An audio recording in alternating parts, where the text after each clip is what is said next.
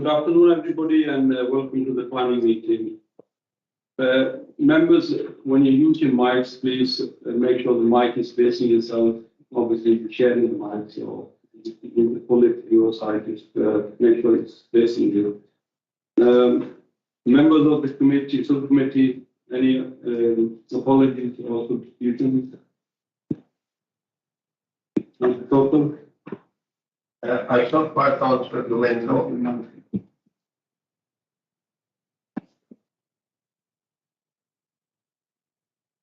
I saw by Councillor Woollen. Yeah. And Chair, I'm today at the council not present. Anybody else, minutes of the previous meetings. Can we okay with that? Sure, one, please. Okay. Declarations of interest. I've been lobbied on application 2021-19771. I'll go around the table. Councillor Clerk? No. Councillor Dow? No, sir. Councillor Sokol? Since I got the email from Councillor Axel, in regard to Yeah, I think we all got that meeting. That's fine. Councillor Hall? 39 and 31, no action taken. Councillor Hall, can you say that again, please? Page 9 and page 51. Thank you. Councillor Ramsey? Hall. Councillor Lunard? Application number 2021-19-601, no action. 2021-19-1, like the planning officer. 2021-19-771, no action. And like storm the government of the water council. Thank you. Councillor Gregg?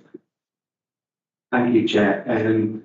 I received emails logging to these applications, but no advice has been given. The applications were 2021-92601 and 2021-93311. Thank you. Thank you. Councillor Sheard? I've been logging on application number 2021-93311. Gotcha. Councillor Stephen? Also lobbied on 2021-92341, no action taken. Thank you. Councillor Pinnock? Thank you, Chair. Lobbying on item 11, page 39, and item 12, page 51. Both noted, Thank you. Councillor Lawson? Logging on page 39, the action taken. 81 referred to committee, 93 referred to committee, and 109 like consent. Thank you very much. Item 4, admission of the public. As we have no applications that are going to be held in private, so public is restricted. The petitions or petitions? No petitions or petitions. We have no questions. No questions for the public. So we go straight on to application number 2021-92601.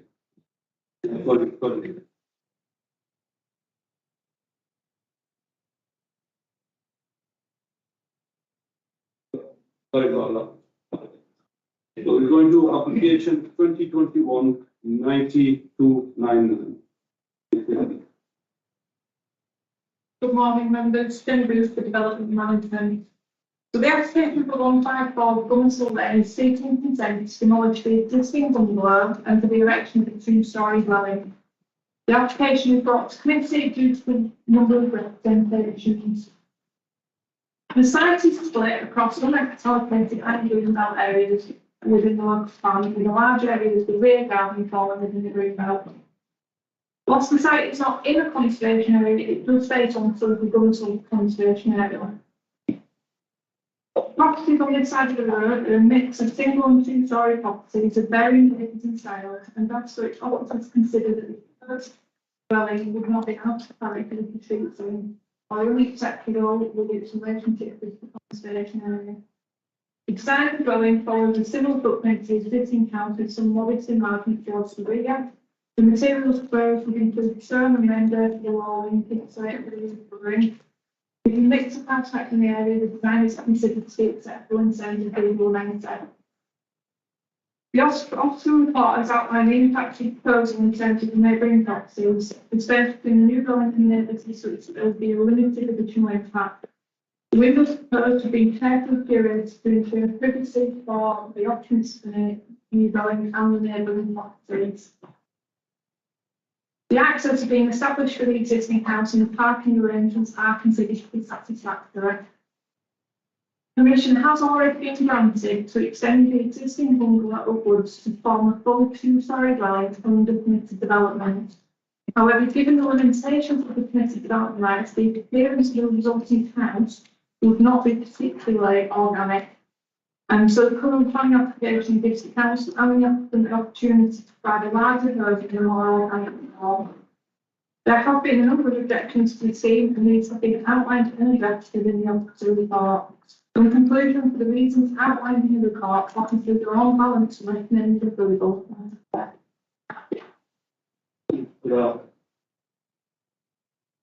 Can we have Mr. Martin, Ben Martin, please?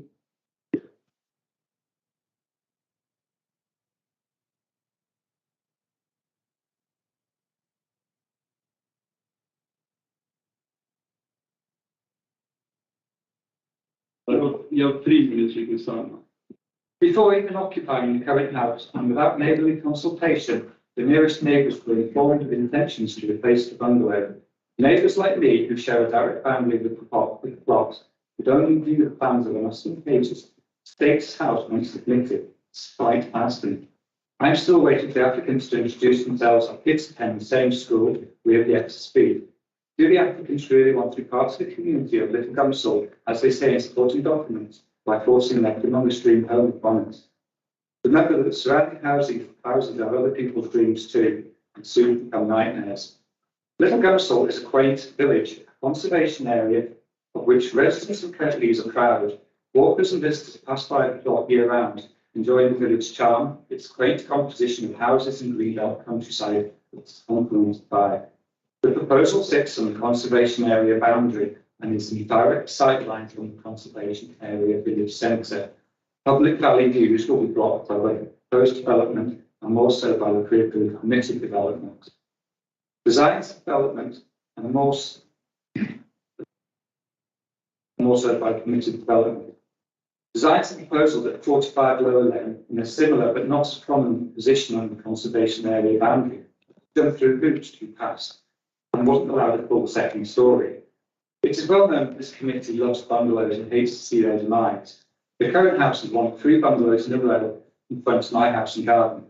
Controversially, 47 Lower Lane was approved for an additional story last month. The applicant's bungalow and the middle bungalow are a mirrored pair, the other belonging to a widow in her 90s. Your decision set precedence here. Please don't sound a death knell for that third and last middle bungalow. The consciences are needed to protect these bungalows. There are many valid policies and directives that can be used to protect them, as well as justify their destruction. And the objections from concerned locals have been ignored here. The approved permitted development plans are horrendous. Strategically, they maximise the absolute size of the bungalow in all possible directions. It's so ridiculous, as you can see, there are several first-floor rooms without finished windows.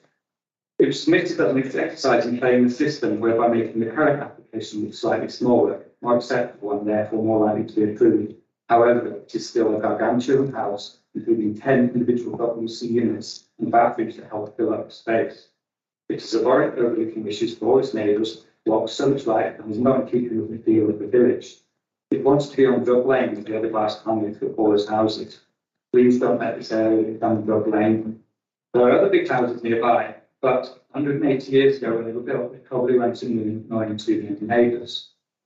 Whilst these plans may tick every technical box, and as planners, please look at the emotional aspects too. And four, committee not to pass new plans and give applicants contemplate how less imposing, friendly and lower profile and more in keeping design with classically unique location they have and not desecrate it for everyone else. A 1.5 story proposal with dormers would be more acceptable and eliminate the majority of the objections. Now, David Hall.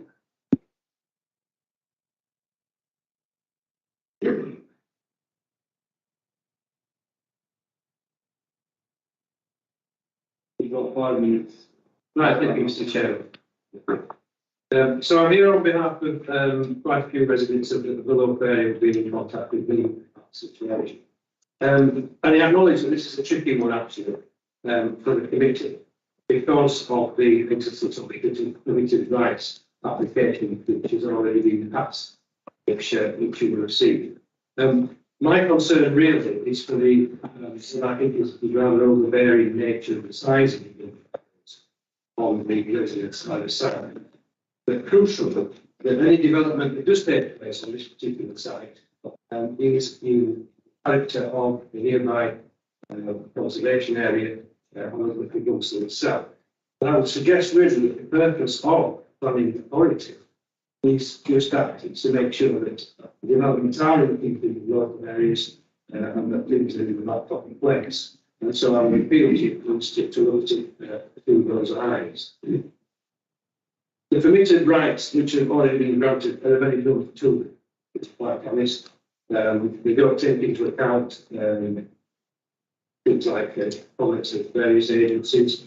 I'm disappointed that the heritage and conservation officers weren't a little bit more forthright about saying with conservation, because this is the application since site is clearly visible from the conservation people away. And so therefore I don't think these plans are accepted. And I think actually the thought somebody could put on this site which is much more people than has been proposed.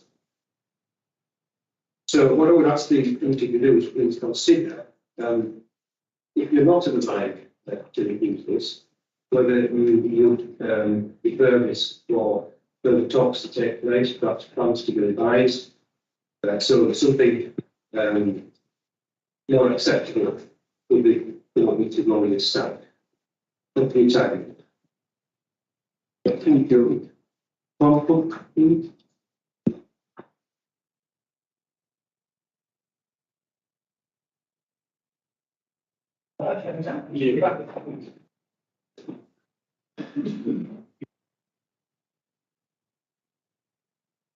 You've got 3 minutes to be talking. Thank you, Chair. Members, the application that's before you today is the culmination of significant process engagement with your professional officers. The proposal seeks to demolish an existing constrained, unattractive residential property so that James and his family construct a more modern, attractive and sustainable family home here in Newcastle.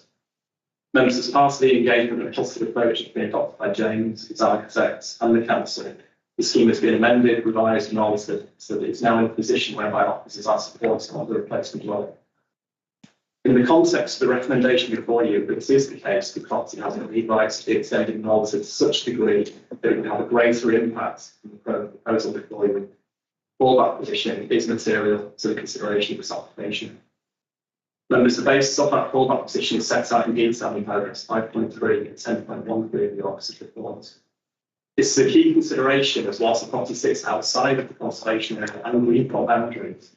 It is clear that the site can be viewed from either of these areas. On that basis, the replacement house has been designed so to relate to these areas, be an appropriate response, and on that basis, your conservation design officers are happy with the scheme before you.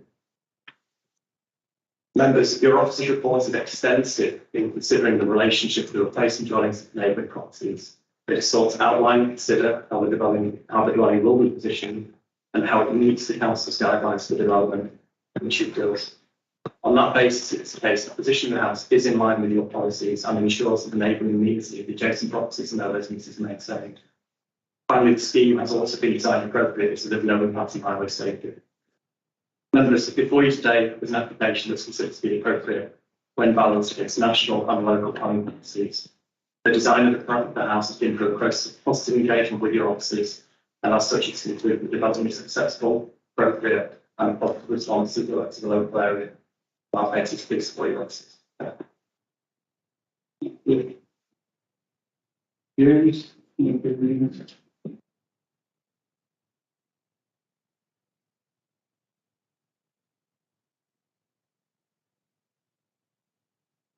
Good afternoon, members. Behind every planning number, there is a family, and this time the family of mine. We're a unique and blended family, and we choose to live together in a multi-generational living situation. And within that, we need an accommodation that supports our needs. We choose to live together, that's a choice. But we also choose to live in a property that can accommodate us with independence and can accommodate us with dignity. Obviously, there is a cost of living crisis and other things that we need to hear about, but those things need to be borne in mind when we're thinking about multi-generational living. Our youngest family member is 5 years old. He goes to school, as Mr. Martin alluded to, with his children, and we are all part of the wider community.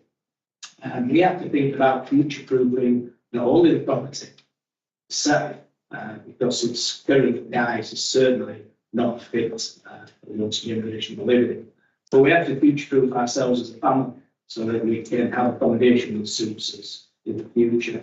So, one way or another, there has to be change at 154 Gunsel Lane, and therefore there has to be a change in Little Gunsel. I feel that as a planning team, they've come together with a considered response, something that is not overly imposing to the village, something that we took deeply into account the feelings of the people around us. And I feel that with the process of the officers visiting sites on a number of occasions, we've managed to come up with something that can be agreed by our officers and is acceptable for our needs. There is, Mr. Hall's alluded to the fact that he has had a number of members of the community approaching him. Well, as have I, Mr. Halls, as have I. And there's a lot of support for a change in this area, a lot of support for change to the bungalow, and there is some ambivalence, some people who really don't care. But I do care, and I think it's a considered response. My family does care, and I think it's a considered construction. The plan is that we can all live together and we can look after our 30 seconds into the future. Thank you. No further speakers, members.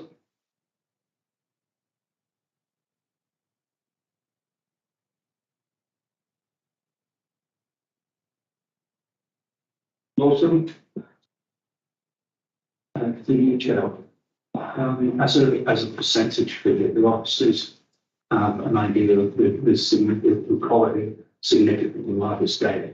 We have an idea of what kind of mass increase we're talking about before you want to get into the Can we open this? Yeah, I can certainly make that open. Yes, thank you. Councillor Lewis? Thank you. Am I nothing on that to the loss of provision in regards to the opinion of the parking? The parking is still here, and the well decision onto the dealer head of the base to get the convention, and we have our privacy to secure the convention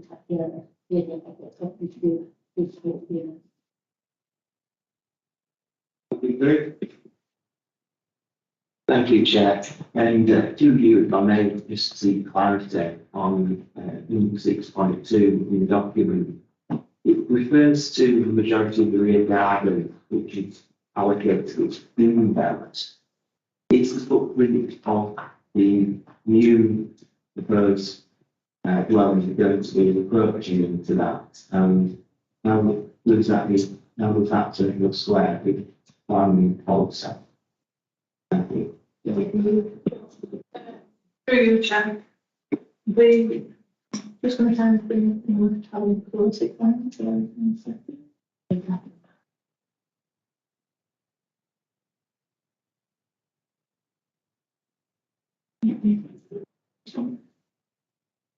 So the green belt starts further down the avenue. And the new building is not encroached into that area at all. And that is all to it.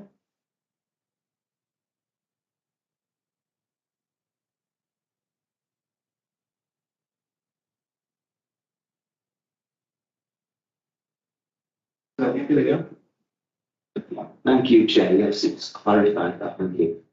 Thank you to the officer. Any other members? No further speaker? Hi, I'm sorry about that. In terms of the footprints, so we've got obviously the V06 for the back position in terms of the fire approval, and then we've got what we've got there. In terms of the overall footprint, it will be an additional 3 extension projecting out the back. The fire approval will be the 2 stories, but it'll be an additional some of the rear to the extension to the rear. Is that okay? Thank you. Yeah, I've been looking up quite a bit for permitted development, as there's a hideous property being built in my road. But let's speak on it, it's probably not much shorter than Westminster Abbey. I've been looking, there were new rules brought in 25th of May 2019. There were rules and changes brought in for different classes, etc. There were rules brought in 2013. Detached homes, you can flatten them, you can build them at about 8 metres, which is it's bungalows. These bungalows seem to be popping all over the place as major problems.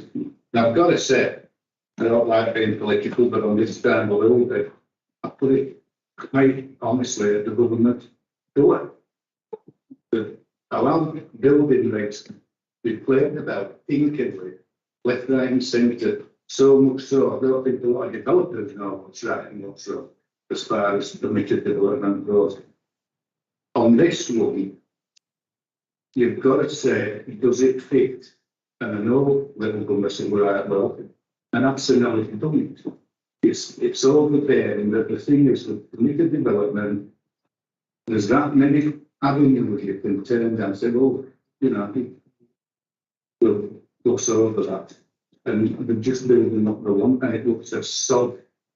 And if there were a way of refusing this application, I'd do it. But because it's so flimsy for me to development, but whatever argument you want to use, there's an argument, at least one argument against why you can't.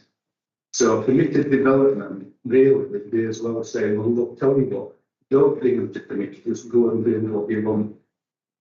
That's how down the line I am of permitted development. And I know full well they overshadow, they take away the light, the glow. I know you can't buy a build unless you live at the top somewhere like a cliff. That they're making people's lives a bloody misery that have the unfortunate consequences of having to live next door to them or sit across the road and look at them. So I hate permitted development. It wants looking at government, get your backside and do something about permitted development. And I think for guidance for members, it could be useful if we've got an office that could put a report together for members who sit on planning committees to say this is as far as they can build, or that's the book, and this is how high they can go. Give us some guidance because it's all over the shop, and like I said, government's fault, sort it out. Thank you.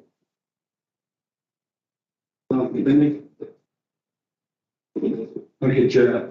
To some extent, Councillor Hall has taken a lot of the words out of my mouth because I can say it. No, I can sometimes. You probably know that. But anyway, it is such a minefield. We had an application some months ago on funnily enough, in the same road where there's an application later on in the agenda. And we eventually refused it, and it was refused on appeal, even though there was a lot of question about whether they could have done this under permitted development. Well, permitted development, I read a document some months ago which showed in tabular form how all the changes to permitted development actually apply to different things. And it was so complicated that, and I'm sure professional officers would commit it all to memory, but us four councillors who sit on the committee have got to rely on how these things apply in individual cases. It's you know, if one were subscribing to conspiracy theory, one would say this is all being done deliberately so that people don't know where they stand. I hope I will be forgiven for saying that, because officers have to deal with all of this in their day-to-day work and understand how far you can go with what is permitted development. Now, I understand, I'm glad we've had representation from the applicant because it explains their position, and I certainly do appreciate where they're coming from. However, that still doesn't get away from the fact that we've got to make a decision on whether the house that they have designed to suit their circumstances actually fits within the rest of the street scene. And there is an argument that says that it doesn't. Now, we may well be talking about fine lines here between what is acceptable and what might not be acceptable. But in the end, we as a committee have to come down on one side or the other. It would be up to members to take a decision at the point where we take a vote on it. But I suspect that we've got something here, even though the prior approval system has said that a building of a size certainly bigger than the one that's there at the moment was acceptable. I will ask, actually, and I don't think it's quite the same question that Councillor Lawson asked, but does the mass of the building as applied for relate in any way to the building that they have approval by the prior approval process? What is the relationship between the two? I know there's an extension as part of this that wasn't in the prior approval, but apart from that, is anything else bigger? Because I get the impression that it might be. I don't know. Chair, really just want to pop up the side from here. I think in this regard, it really is an unbalanced decision, so we can look at the fire approval. In terms of massing, as I said, that there's a utility meter extension that is the difference, but in terms of the massing, these diagrams that we've kind of provided by the applicant show the difference. So on the left-hand side, we have the supplier approval, and on the right-hand side, you've got what would be in the planning application. With a supplier approval, there are certain things that we cannot look at, and with the planning application, there are certain things that we can. So in this regard, the applicant will be able to build out the planning approval, but through the planning application, we can look at items such as design, materials, and there's things that we can look at to not restrict but manage through the condition that we can't through a planning approval. So if you were, minded to propose that the prior approval was built out, we would be completely restricted on what we could put the condition and materials, etc. And if you could go along to the show so this is the prior approval elevations, and you'll see as it's been noted previously, it's not of any high standard of design. It doesn't have any real impact on the conservation area.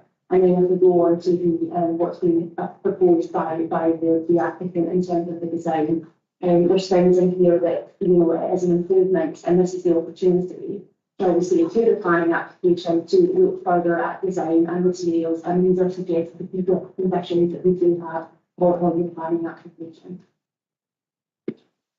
Thank you. Councillor Ramsey? Councillor Ramsey? Just a query about the noise that's being proposed that I think is very something that's being discussed by. And did you, so is it existing air conditioning units or?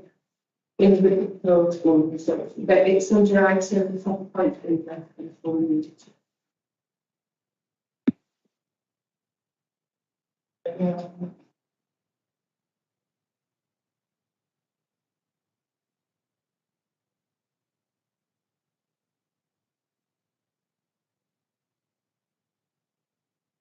Okay, so you've actually consulted environmental health and they haven't raised any objections.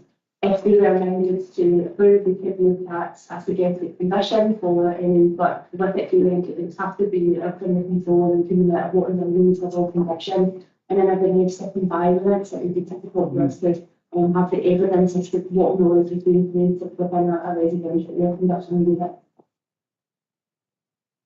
Councillor Gray? Thank you, Chair. I realise that some people have strong feelings about the use of promoted development rights. And through you, Chair, if I could get some clarity on proposed developments using the rights. What is the situation with regards to consideration regarding amenities for the community? I feel there must be some safeguards in that, and if there was any light that could be shed on that, because at the moment it feels like it could be, it just feels like there aren't any, but I'm sure there must be. In terms of strictly speaking, when you're looking at an application for prior approval, you are restricted to heights, you know, depths, length, etc. However, there is a subsection within the regulations that says whenever you notify, if we get an objection, shall we say, on the grounds of amenity, then you have to do a further assessment in terms of whether it's acceptable in terms of that. Very limited compared to what you could look at in a planning application, but it's only if you get an objection or a comment from a neighbouring property, those are those matters. Thank you, Chair, and thank you. Any other speakers? Nothing in Just a question, what do you think the sign is going on to the side of the property itself? But if we did decide to go like, itself with the in relation to serving out.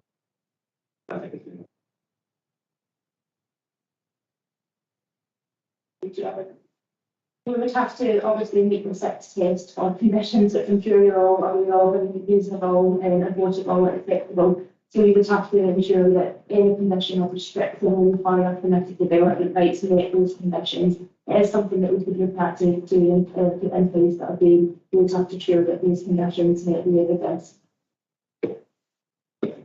Thank you. If you let me, that would be the place where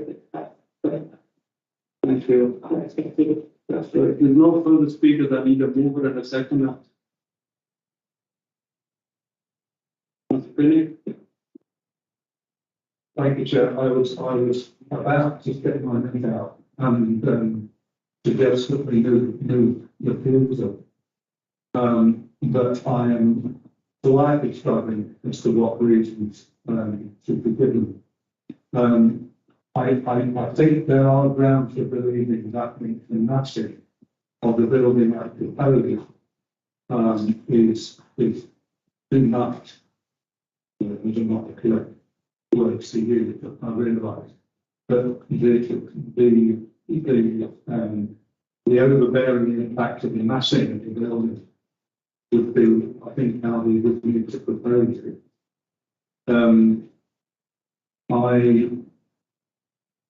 It's one of these cases, I think, where you need to look at the balance that exists in planning legislation relating to appeals and so on.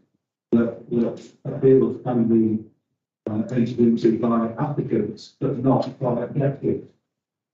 So, to some extent, I know the people who are on the side of the objectives and town councils. But it does seem to me that we've got something here that is, has an overbearing impact on the streets. Now, this, of course, is a matter of opinion. There are ways of testing this. I don't know whether I'm not agree with my assessment. So, if I put that in up there, I think that Down the penny, you're moving to the future, isn't it? Anyone down there able to see all setting in? Yeah. Any other movers?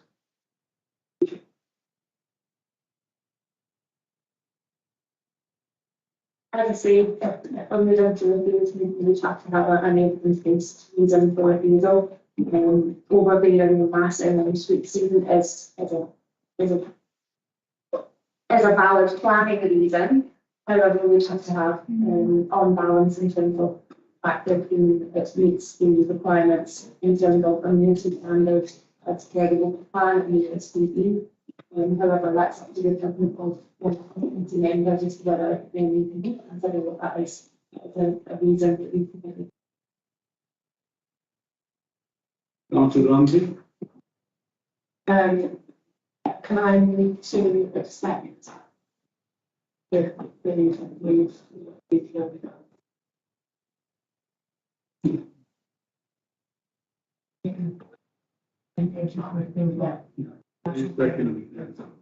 Councillor Ramsey's moving approval and Councillor Darby's second.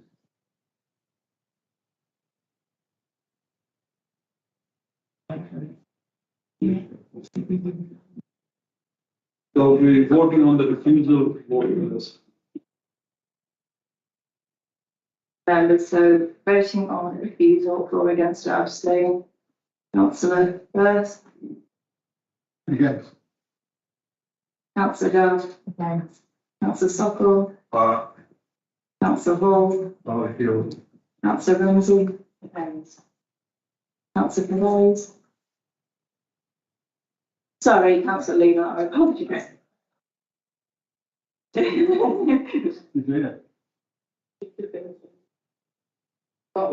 Refusal vote, for or against refusal. Councillor Gregg. Councillor Shield. Abstain. Councillor Stephen. Abstain. Councillor Pinnock. For. Councillor Lawson. For. Councillor Stone. Again.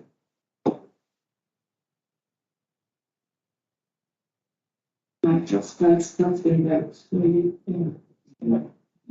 So against that vote falls. So then we move to the Deputy Officer's recommendation and delegate officers to approve. Councillor Firth. Councillor Gard. Councillor Sokol. Yeah. Councillor Hall. Yes. Councillor Ramsey. Councillor Luna. Councillor Gregg. Yes. Councillor Shield. Abstain. Councillor Stephen. Abstain. Councillor Pinnock. Yes. Councillor Lawson. Yes. Councillor Stone. For.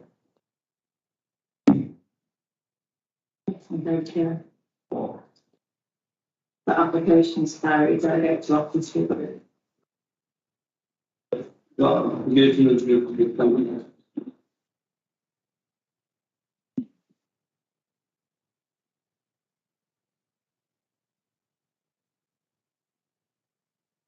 Thank you. Can we have the next application, please?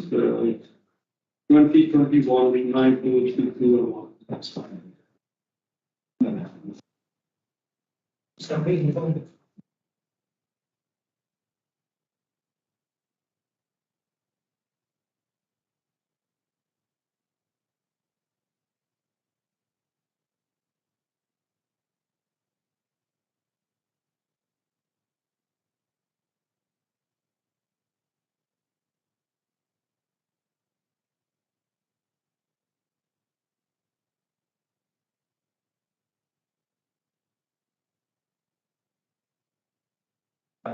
Okay.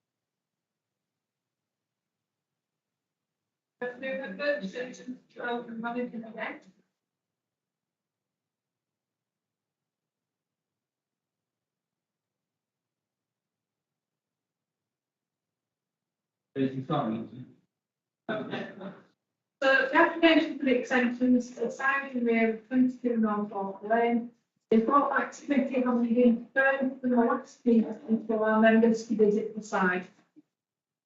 The size and scale of the extension is considered by officers to be subservient to the main house. The design would be in keeping with the host property given the matching materials, and the scheme would not constitute overdevelopment of the site. With regards to the impact on the adjacent bungalow to the south and the 20 Norfolk Lane, the single-storey side extension would, by virtue of the limited projection, not result in any significant overbearing or overshadowing impact. At the last committee, it was reported that this window certification as indicated in the initial representation from the neighbour. However, during the meeting, the neighbour clarified that this is actually a fixed and diamond window and therefore would be considered to be a habitable space. But irrespective of whether it's habitable or not, given where the extension is going to end, it will actually overshadow the window. In terms of the impact on the adjoining number 24, which made that onto their own extension, which projects approximately 3.3 metres, and given the rear extension proposed for this property is only 2 metres, there's no impact on the adjoining neighbour. For these reasons, officers deem the proposal acceptable in terms of policy as outlined in the report and recommended for reading. Thank you for that. Can we have a prayer with something, please?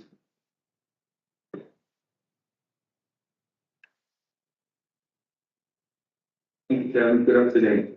Now that you've had the chance to visit the site and see the height difference in ground levels, perhaps you may appreciate the proposed development will cause significant loss of light in the lounge, dining room and kitchen.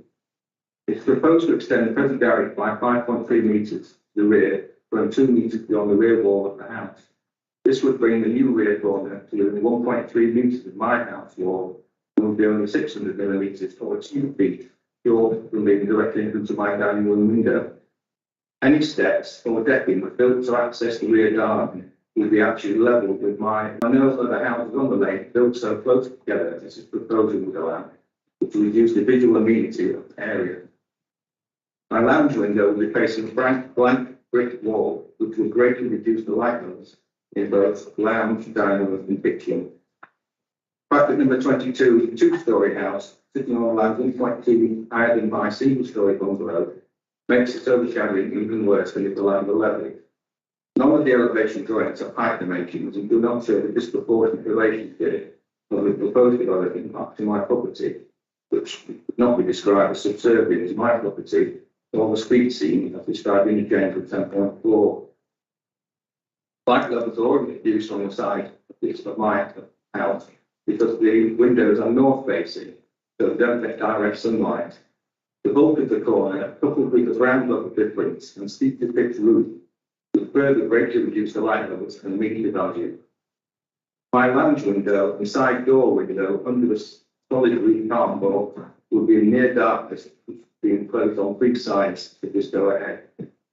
There are 2 upper story windows shown on the plan above the new garage, which directly face onto my house. I would ask that these are required to give obscure glass to prevent overlooking. The second concern is the strength of the ground that is falling position, all the way to the construction. If the ground is considerably higher and is retained by a weaker constructed dry stone wall, doubt must exist as to the ability to support the weight. No ground survey data being supplied to test this. Mention is made in the final report of the possibility of windows being added to the later date, side elevation. I quote, there will be no loss of privacy if this would look towards the drive of the neighbouring property. In fact, it would look directly into my side windows. If the committee is so minded to approve this design, I would ask that the condition be included to prevent windows being added to the side elevation, or the garage being changed into a residential room reducing parking space, or that a secondary story cannot be built above the new extension, which originally asked for in the first application at a later date. I have no objection to the rear house extension or the garage extension, which is a corner element causing loss of light, privacy by explosiveness. Permitted development rights would not allow a wraparound extension. In conclusion, I would ask that this application is approved. George Thompson, Eric.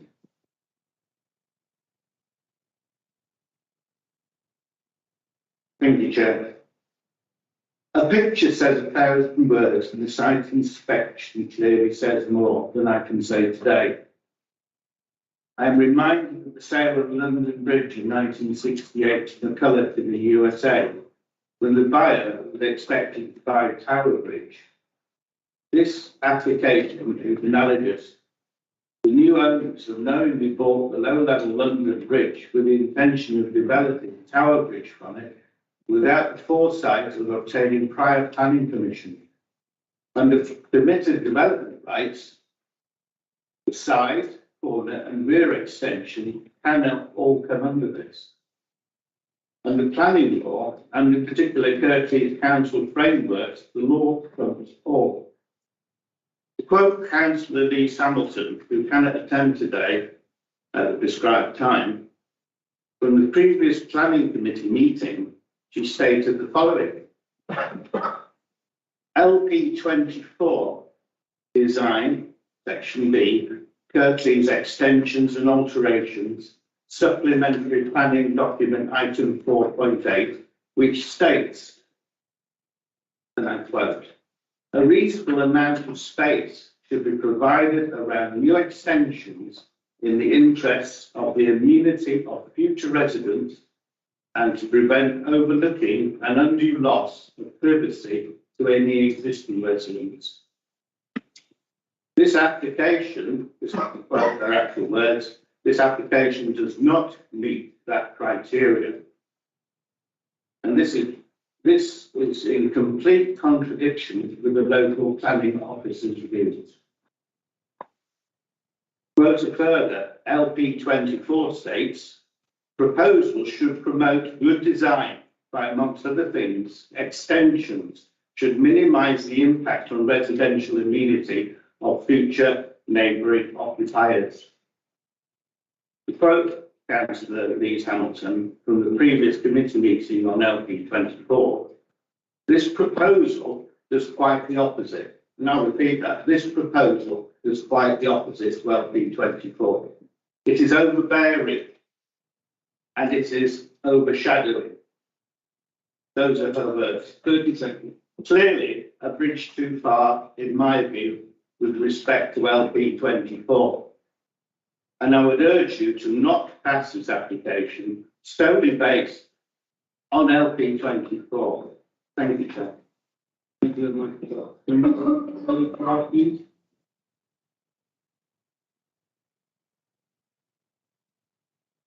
Thank you. Good afternoon, members. My name is Ellie Clark and I'm the owner of House 2 Norfolk Lane. I'm pleased that you've had the opportunity now to have a site visit, and I hope the visit has let you better understand why the planning officer is satisfied that the proposed development does not have an unacceptable impact on my neighbour. I would like to commend the officer report to you because I think it addresses the particular issue really well and comes up with a well-balanced and reasonable conclusion that the proposed extension is fine. You will note that the scheme has been designed in such a way as to not be overbearing and not overshadow my neighbour's property. It's been reduced in size as we wanted a double story on the side and we took the neighbours' issues into thought and we've reduced it to just a single story. So the report quite correctly concludes that the proposed extensions would not cause any significant harm to the visual amenity of the wider area, as the extension would form a subservient addition to the property in keeping with the existing building. In terms of the alleged impact on my next door neighbour, I agree with your officers in the report that as the proposed extension would only extend beyond the rear of my house by 2 metres, this would not result in any significant overbearing or overshadowing impact on number 20, as the extension would not be built in front of the kitchen dining window. I'd just like to address that the kitchen and dining window is not a frosted window, so we have less privacy we are able to come directly into our garden. There are also no windows proposed in the side elevation of my application, and we do not plan on ever putting windows into the side, so your officers have no concerns in terms of building. It's been brought to attention that Councillor Vivian Lees is concerned about the amount of weight the boundary wall can hold. Please can I point out that Ascent Building Control have now signed off the footings of our proposed plans and that there is no concerns of the weight bearing capacity. I would also like to add that the fence separating both our 2 houses belongs to us and is placed along the inside of the boundary wall, as this was asked at the previous meeting. I hope that by seeing the site today, you can better understand where I believe the extensions that I propose will not have an unacceptable impact on my next door neighbour. Thank you. No further speakers, members? Councillor Kirklees?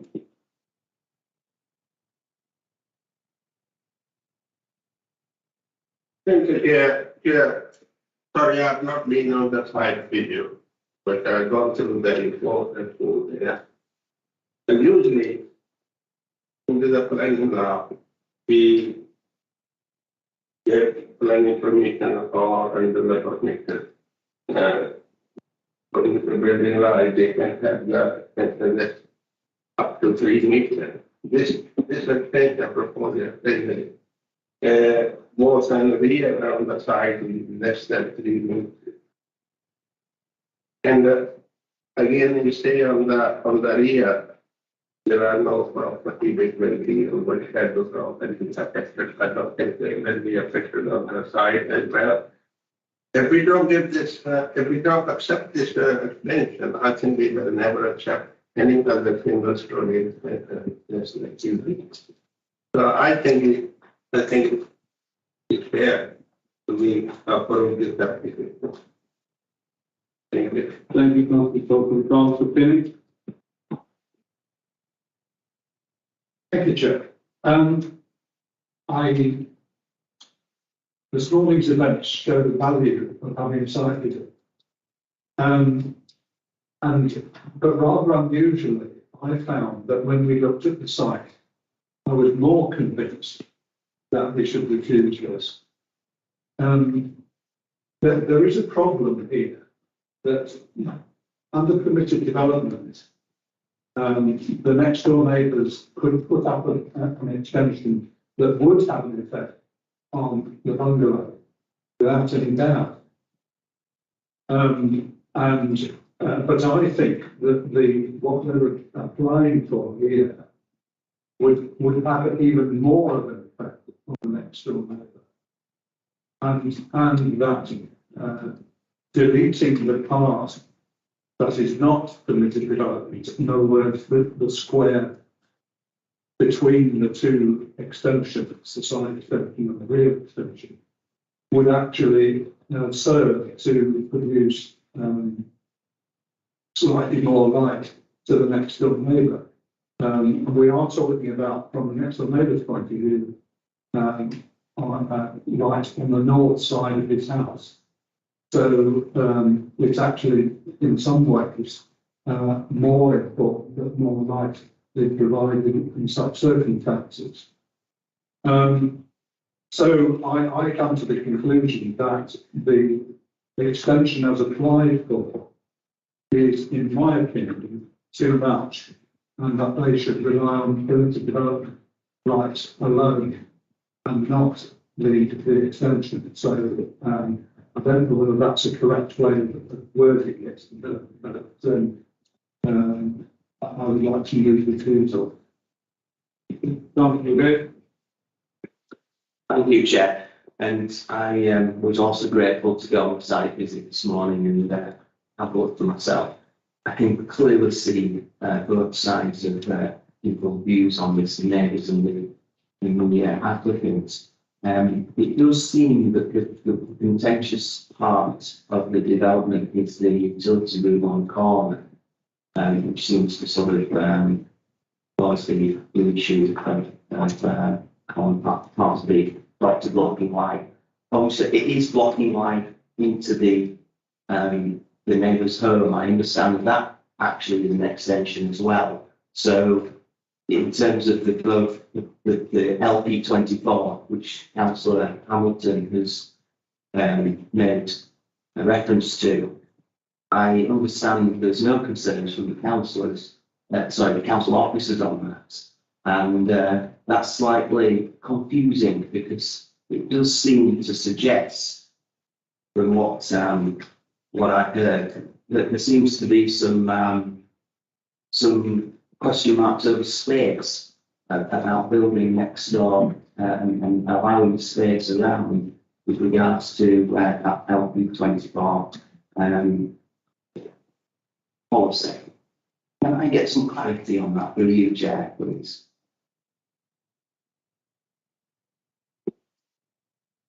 Yeah, so it's clarity on LP24 and spacing at the side, is that correct? Yes, thank you. So every application has a section that's an individual merits, so we've got LP24 and we've got the house builders SPV. So there is requirement to have space, and however, in this instance, it's been considered a single story and that it is acceptable. The spacing standards normally come into consideration when we've got a 2-story extension. Therefore, it's about reducing that overbearing impact in terms of the neighbouring property. However, in this instance, it's been considered acceptable. Thank you. Okay. Any other members? Councillor Woollen? I'm just going to thank you. I think when the thing mentally to what Councillor Brenda saying, it's the entire application seems to be okay. It's just the utility and the lost roads. The rest of it, community development couldn't really go ahead. It's just literally that part. There is a bit, I have a little bit of a concern on things. So when you go, in terms of the overbearing, because of the level, the feeds that you'll be able to see from the dining room window and everything, is that correct? Sorry, so from the neighbour's window, the dining room window, and because of the change in the ground with the height, would they be able to kind of see directly? They wouldn't be able to see directly into. If there was no wall or anything like that, they wouldn't be able to see into the You will get that when we've already there and no issues. Yeah, so actually, I'm trying to argue with myself. We're trying to. I understand where Council Kennedy is coming from, but I'm mindful to kind of go with the Council, the office's recommendation here because that justify another reason why not to accept it. Thank you. Yeah. Any other members? Motion? Thank you, Chair. On balance, yeah, absolutely. It's very balanced, pretty. You talk about double story and how that would be more difficult than this. On balance, this is acceptable because it's a single story. This is a single story, and council that's that point that I'm going to be some other witnesses. It might as well be some stories that we tell a story in balance. No, so on balance, I'm going to second council Phillips. That's not really seconded. Any other members?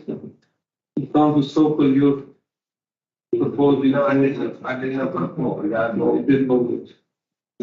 Yeah, I didn't. Councillor Lund, are you moving?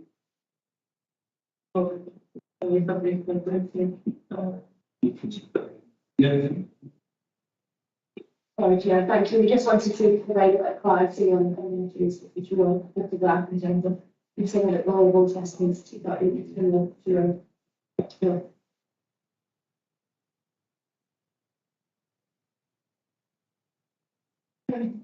So Councillor, you've been asking about the relationship that you'll have with the kitchen diners and as the members will have seen from the visitors this morning, the new building, the extension was kind of dissect across that renewal tall, you can see it in both on the screen at the moment, where the start of the wall will be.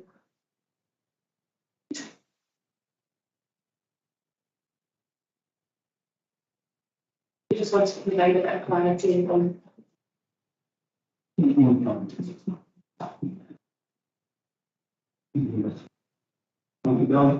I'd like to second Councillor Luna. If you're regarding I'm not. I'd like to move forward, obviously,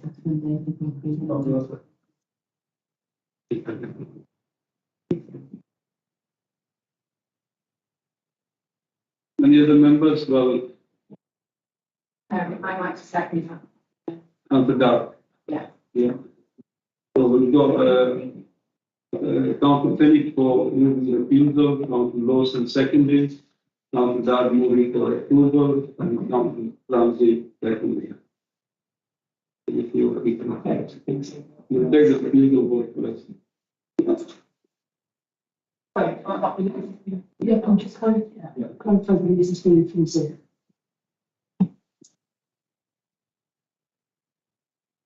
The extension, the part in the corner, is not coming to development. Has a very impact on the next door neighbour. As I think I've tried to say, that's great. It puts it on the north side. It gives allows more light into the space. Sorry, I'm not putting it very low. I know what I think. But the business development would still block out some light from the corner next door neighbour. I'm trying to reduce the amount of light that is blocked out by the extension. It's really a negative relationship. So just clarify, we will be doing something like on the window, in terms of the size, and is it the window in question or just the bit more? Well, if you look at these pictures here, where you can see the wall that's already been built, you can see that when that built up, that was blocked right out from it. But if you go back to the point where the development would be elected, in other words, our road would be the back of the house. Even though it's only 2 meters, I think, then you're supposed to have a better impact on the next door neighbour.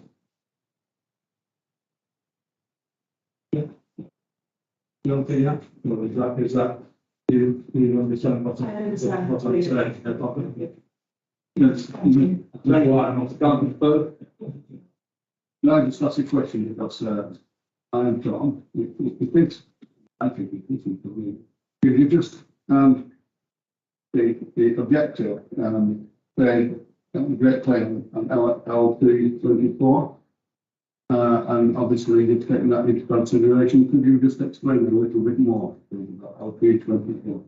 Well, if you look at these pictures here, where the built up, that was blocked right out from the corner next door neighbour. I'm trying to So, health insurance for us is a design policy and the plan, so that states that a general and some specific requirements, in fact, that any application that comes forward has to million people, we have to, million of materials, etc. And then we've got the SPV, and all the kind of extension, which we're going to do more specific detail. So it has been assessed against that LP 24 and has been considered to be acceptable to one family. Thank you. Councillor Newman? There is a question. So the boundary of laws and where the expensive government, what's the maximum height? And the maximum height they could to say we didn't have the application itself, we just wanted to do the boundary wall and what's the maximum height they could for the So there's the existing garage here, rail and existing fence, and they want to walk, we've actually need to go to 2 metres, not everything, it's 2 metres, and then we could walk it. Much. All right, everybody's going down. Okay, so Libby's will vote first. Councillor Lawson. Councillor Pennant. For. Councillor Stephen. For. Councillor Sheehan. Against. Councillor Gray. For. Councillor Lena. Councillor Ramsey. Councillor Hall. No. Councillor Sokol. Yeah. Councillor Judd. Against. Councillor Blair. Against. Councillor Singh. Against.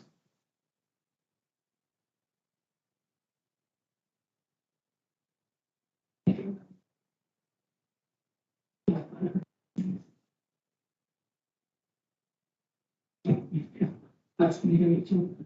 Against. Okay, so that falls. So we move to the vote to approve. Councillor Jones. For. Councillor Judd. For. Councillor Sokol. Wow. Councillor Hall. Against. Councillor Ramsey. For. Councillor Luna. Councillor Gray. Against. Councillor Sheehan. For. Councillor Stephen. Against. Councillor Pennant. Against. Councillor Lawson. Against. Councillor Singh. For.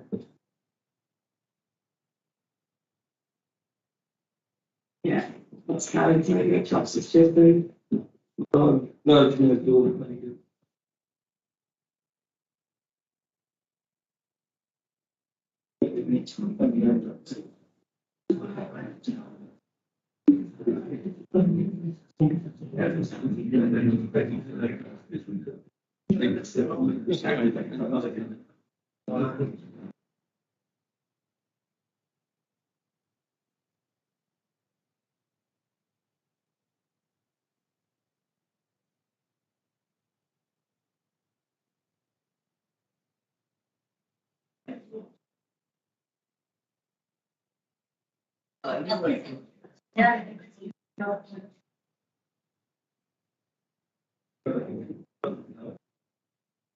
It's not mine, is it? No.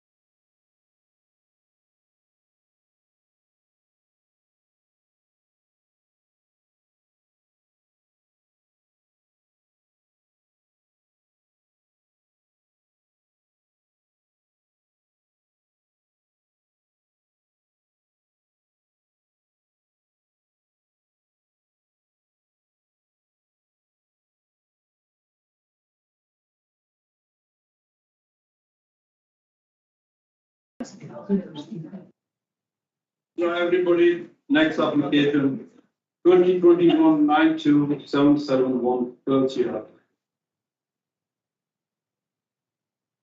Can I say, Chair, before we go any further, it's nothing to do with me, I don't own it.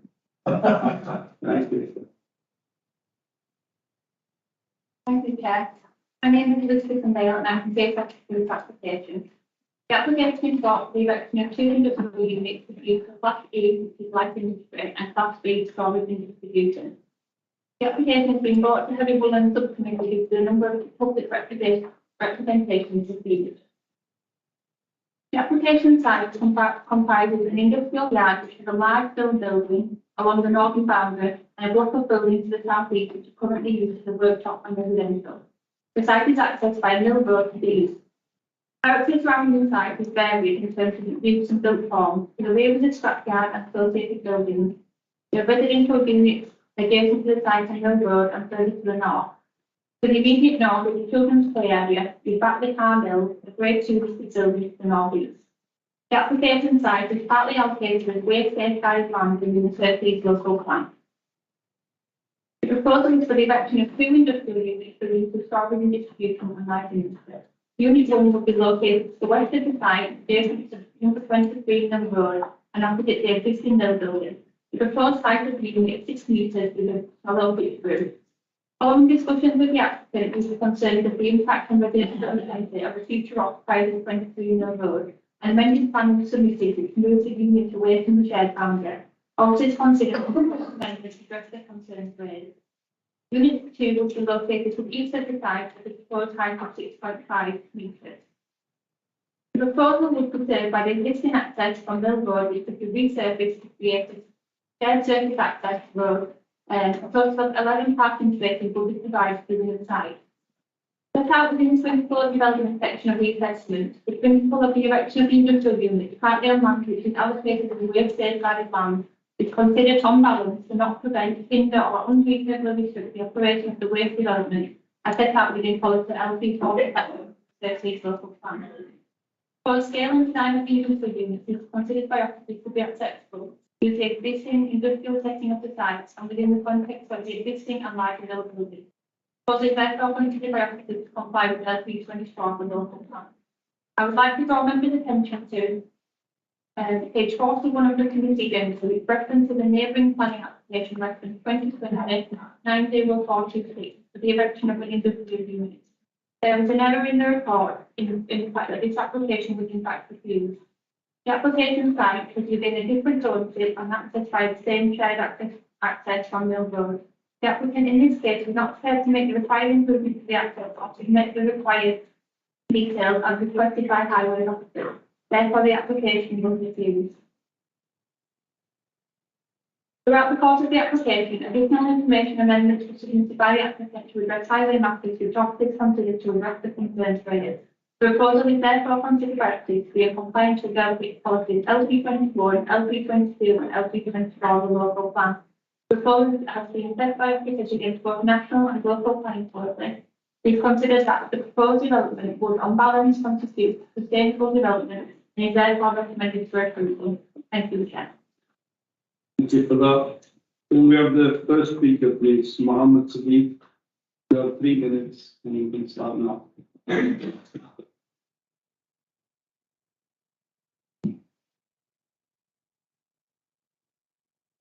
Good afternoon. I own Scrapyard and the landlord also, and I also own number 25 Mill Road, both properties which I purchased 3 years ago. My main concern is the parking spaces, access for all properties. I strongly recommend community members to do a site visit to understand how small the yard is. It can barely park 11 cars without the proposed units. Our rights of access is shared with the light ground land registry shows us. Applicant does not own the land outside the scrapyard entrance, only on the proposed phase 1 and 2.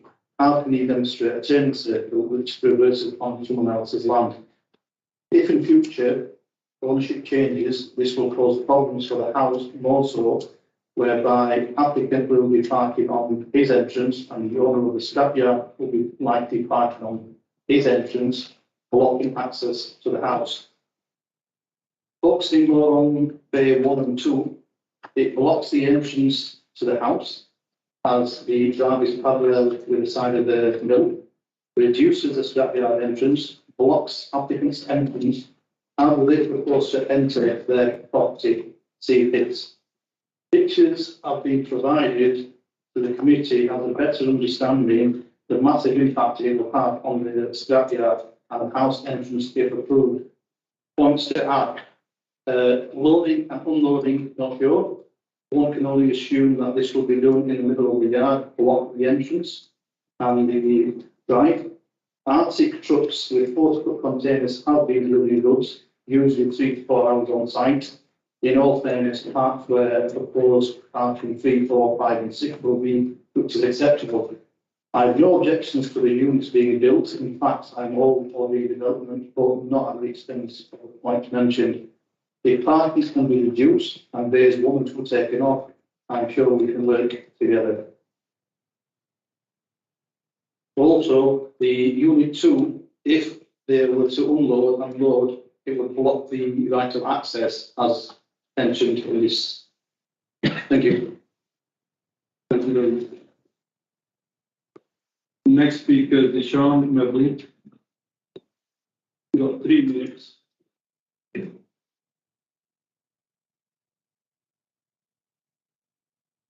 Well, I own this scrapyard. Where the parking has been granted. I don't have any objection to the plan itself. All the objections I have is because once you allocate 2 parking spaces in front of my gates, I'm only able to get new deliveries, which are only 26 ton vehicles, which are HEVs, which carry about 8 vehicles. For me to offload them, they have to drive up to my gates, which once you allocate the 2 parking spaces, it becomes impossible. Then I have no other option but to offload on the road. My deliveries start from 8 o'clock to 6 o'clock. With the road, you've got the Madrasa, which is on top of the road. Between 4 to 7, the traffic's really horrendous on that road, and everyone uses the cab to come in, so they could let traffic pass. Then I have a skip lorry coming in, which becomes 6 ton a day. For me to unload and offload that, I'll be needing more space. And once you reach them 2 parking spaces, I will not space, then I'll have to use the road to unload and offload. And the forklift which I have are not road legal, and it makes it really difficult for me to carry on operating my business. Thank you very much. Next speaker is Joyce.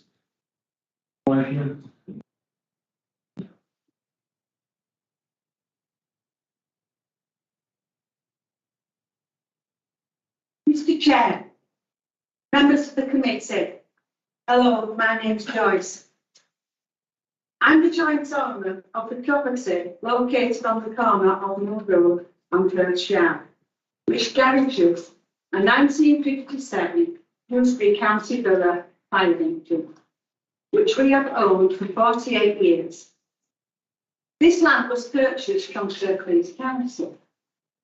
Planning permission was sought and passed, with highways insisting that the entrance to our garage must be via Footbridge Yard and not directly onto Mill Road, which is what we wanted. However, Kirklees Council stated that our rights of access would always be included in any further changes of ownership. We have documents of proof from Kirklees Council and Land Registry and our deeds. The vehicle is in good order, it's cherished, and it's part of Dewsbury's history. Occasionally it's used for education projects at schools and attending vintage rallies and filming. It formed part of the celebrations when Dewsbury Fire Station closed on Dewsbury Road, prior to relocation to its present site. And over the last 37 years, whilst we have been at Footbridge Yard, the area has changed from a very quiet area with little traffic to a much busier hub with greater concentration of traffic and parking. Now this plan, it looks good on paper, but it's still a vehicle that was built in 1957 and it does not have the mobility of a modern vehicle. I would like to bring to your attention some issues of my personal experience regarding this. Not everyone uses a computer, and these are things that I think somebody should take point of. The surrounding properties owners should be kept well informed and consulted. It's not an excuse that the owner of the property lives at a different address as a site, and the letter costs the same wherever it's sent. Data protection should be for all, and not for my personal details on display on your website. And my complaint to the data protection officer was upheld. I want to thank another occupant of Footbridge Yard for informing us of, on Monday, of this meeting today, because we've heard nothing from anybody else. And I feel our objection has been ignored, as we have not been consulted in any way by planning. We've been badly treated, and that shows poor management. I thank you for your attention. Thank you. Peter Whitehead.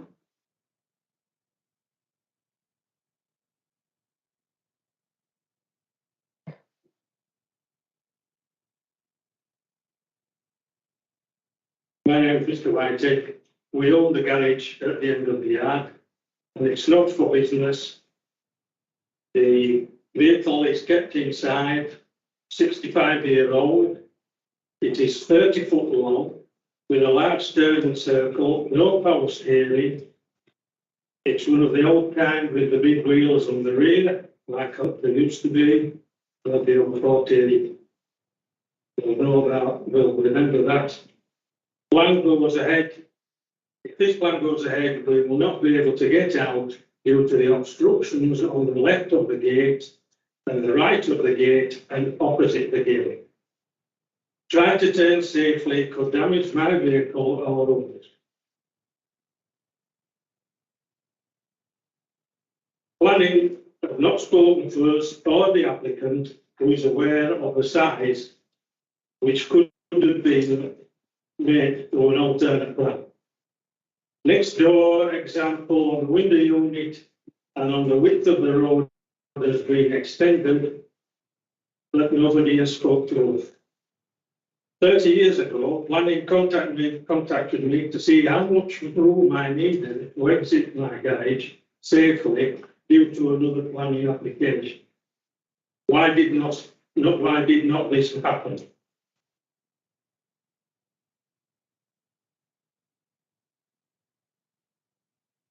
And the plan on the fire engine track, which is shown on the plan for the modern fire engine, is all very well, but why didn't there be a track to show where I go left or right? So I will be unable to exit my garage. Thank you. Alex McGuinn.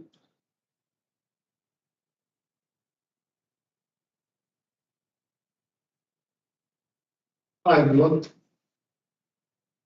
The interest I'm showing in this meeting is that I had an application about 18 months ago with you putting a single unit at the top of 25 mil yard, and it was turned down on 3 items. One, they didn't like the building, and the other one was all about access of emergency vehicles, refuse vehicles, and whatever vehicles it is.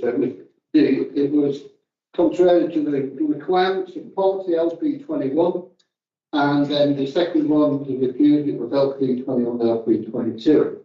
Now, it'd be interesting to see if this one gets passed, and this guy is obviously going to sort the problems that I have. So I'd be happy if it did get passed, because then I could then resubmit my application for this unit I was going to put at the top of 25, because all the problems that were stated in my rejection has been resolved. And the only broader contention I had when I looked at the plans was the car parking space 1 and 2, which I don't actually bring big trucks in, but I have loading vans which would be delivering furniture, etc. And the turning circle in that entrance would be detrimental to me. So that car park in Woollen 2 would cause a considerable problem, provided it's passed. Much obliged, ladies and gentlemen. Thank you. Councillor Zaman. Councillor Zaman is not a ward councillor for this area. Thank you, Chair. This application, let me bring to your attention that it is the applicant land and business that he has actually sold to stockyard owners. It's an online business. They're actually based in Wakefield, but they have a large number of customers in this area who have to travel to Wakefield to actually get the produce. So this would be an added advantage within their own vicinity, and it would bring business into the area as well as jobs. Now, when this scrapyard was sold to the current owner, there was a gentleman's agreement that they would be having shared access of the land. Now, currently, they are actually parking their vehicles on this person's land, and that is one of the issues that needs to be related to the objection to this applicant. Now, this applicant is requiring the extra storage, the extra building just for storage. They're not going to be actually based there, so when the online when the online is coming up, produce is coming in, that's when the suppliers will be coming into the building to let the products to the applicant, to the customers. Now, the application has been amended as requested by the planning officers, and there is a parking provision on site which will be only required when it's loaded and unloaded. I don't believe that in any way that this is having an impact on access, which I'm sure one of my colleagues is going to email to you, that this is already an industrial site. So if it's already an industrial site and their expectation is to have business from there or operating from there, we should be supporting those applicants, not hindering those applications. Now, an extra unit will not increase traffic for people on the site because there is no extra noise. I believe the scrapyard are making more noise than what this business will be doing. It's going to be operated in office hours. The residents are already there, so they're already hearing the noise from the scrapyard. So I don't see how this business that's wanting to extend from the current site is going to be bringing more issues for residents or current business owners. In my view, it's going to reduce antisocial behaviour because as you go into the site, it's quite dark on the right-hand side, and it's already causing antisocial behaviour. We've witnessed, as councillors, we've witnessed drug dealing going on there. We've actually had needles removed from the play area. So again, in my view, we're actually trying to eradicate that issue and also make it easier for our officers that are having to go and clear the area and also deal with the antisocial behaviour that's causing. Now, having the units on that side, people with the overall compound better lighting, and I believe the main issues that we've had that have been pointed out in point 9 have been issues to the applicant and have been addressed. And therefore, Chair, I request approval of this application. Thank you. Now,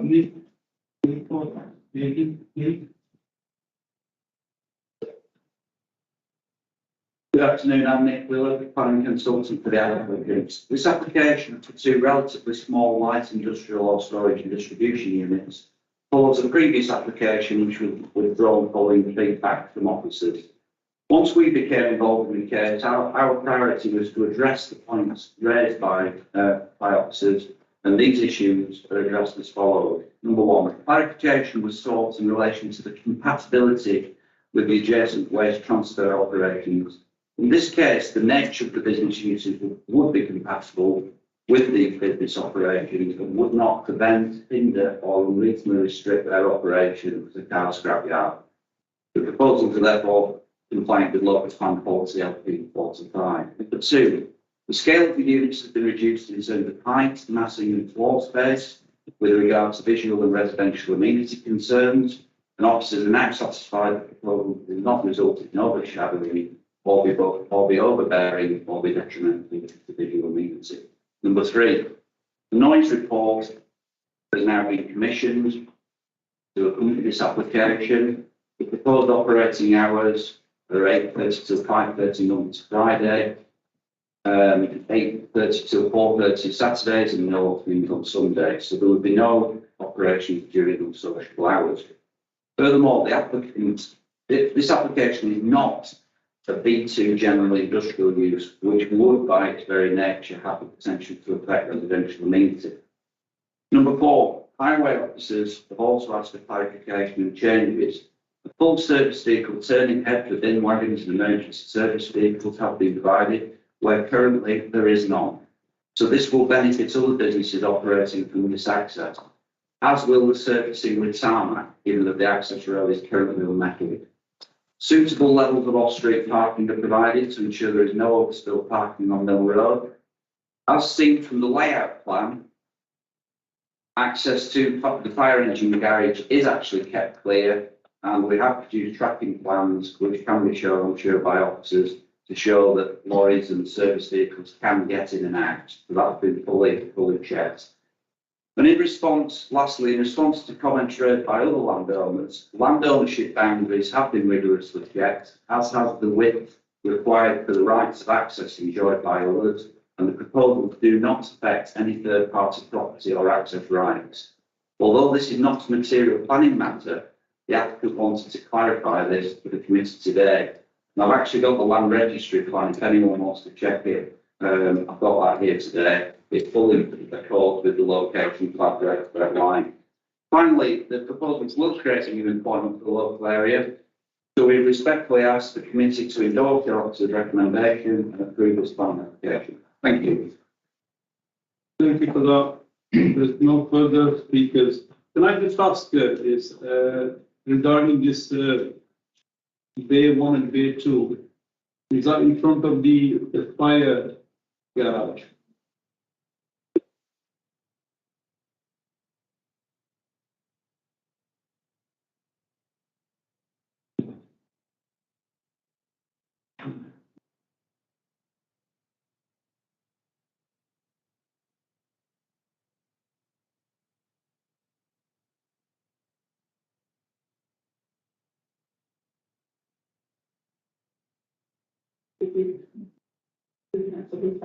It's listed these two here, there's only two.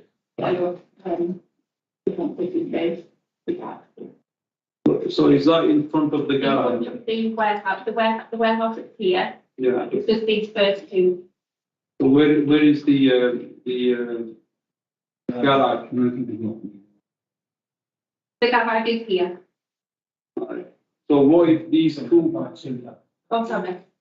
The garage is in the bottom corner. You see the mouth? That would be there, yeah. Yeah, that's the garage. And then parking spaces are just adjacent to the warehouse. Yeah. The first two. Right. So would that affect the turning around? If the old fire engine was coming out, would that affect it? If there was cars parked there? Sorry, Chair, I can have a couple of items. The tracking for an old fire defender is not being provided. However, we can look to the old Bay 1 to those clear. A lot of that is really sufficient. Thank you. Any other speakers? Or easier this yesterday, again, this morning, plans and guides and what have you. Before I came into this meeting, my mind was clouded. To be quite honest with you, it's like this, you know. I'm still none the wiser whatsoever as to what might be blocked and what might not be, what can get in, what can get out. I'm neither for it, nor am I against it, but it's a visit night to be honest, to actually see what we're trying to make a decision on, because I'll be honest with you, I can't get my mind up at all. Now, can I say, any improvement to that, the first we have, I know it very well. It's very common. In the party. And I do know the very well. It's an absolute mess, particularly for it in the driving. So that will be a great improvement. But I really am concerned that we've the couple that have got the garage, with the planning to I can remember it being built, by the way. I'm nothing on it now, but I can remember that garage being built. But if they haven't been consulted in any way, shape, or form, I too would agree. So I would second Councillor Holden for the site visit and hope that they will be present at that time. Thank you. So, you move to the third? No, I'm moving to the so the other side of it, yes. Is everyone happy with that? Yes. Yes. So to clarify that you obviously have all tax being doing any notifications on the application and the agency here just confirm to have all of it spoken into the application, but I just need to clarify that all tax notifications were conducted in a scientific upload so by design pattern. Sorry. It's just about Can you move with me on the map? it was about the notification, it was just to clarify that all statutory notification was conducted by the council and site notification up to sale at the site and we did receive all objections and from other in terms of that site. Nevertheless, the couple have explained that they cannot get the fire engine out. So I would like to see that. Don't know other than that, because I'm really Right, so all members happy to defer this, yeah? yes. Right, yeah? No, Greg? Thank you. I agree with Councillor Hall, Councillor Fair along with that. It's a really good thing to do. Could I just confirm that the council would be able to provide those turning circles? Because obviously, presumably, it's not something that's readily available data, given the age of the vehicle in question. Yeah, I don't know if that can be provided for when we come to look at this again. No, you, Chair, I'm sure that they will be there and they can show it. Yeah. Thank you. Okay, so that's been deferred.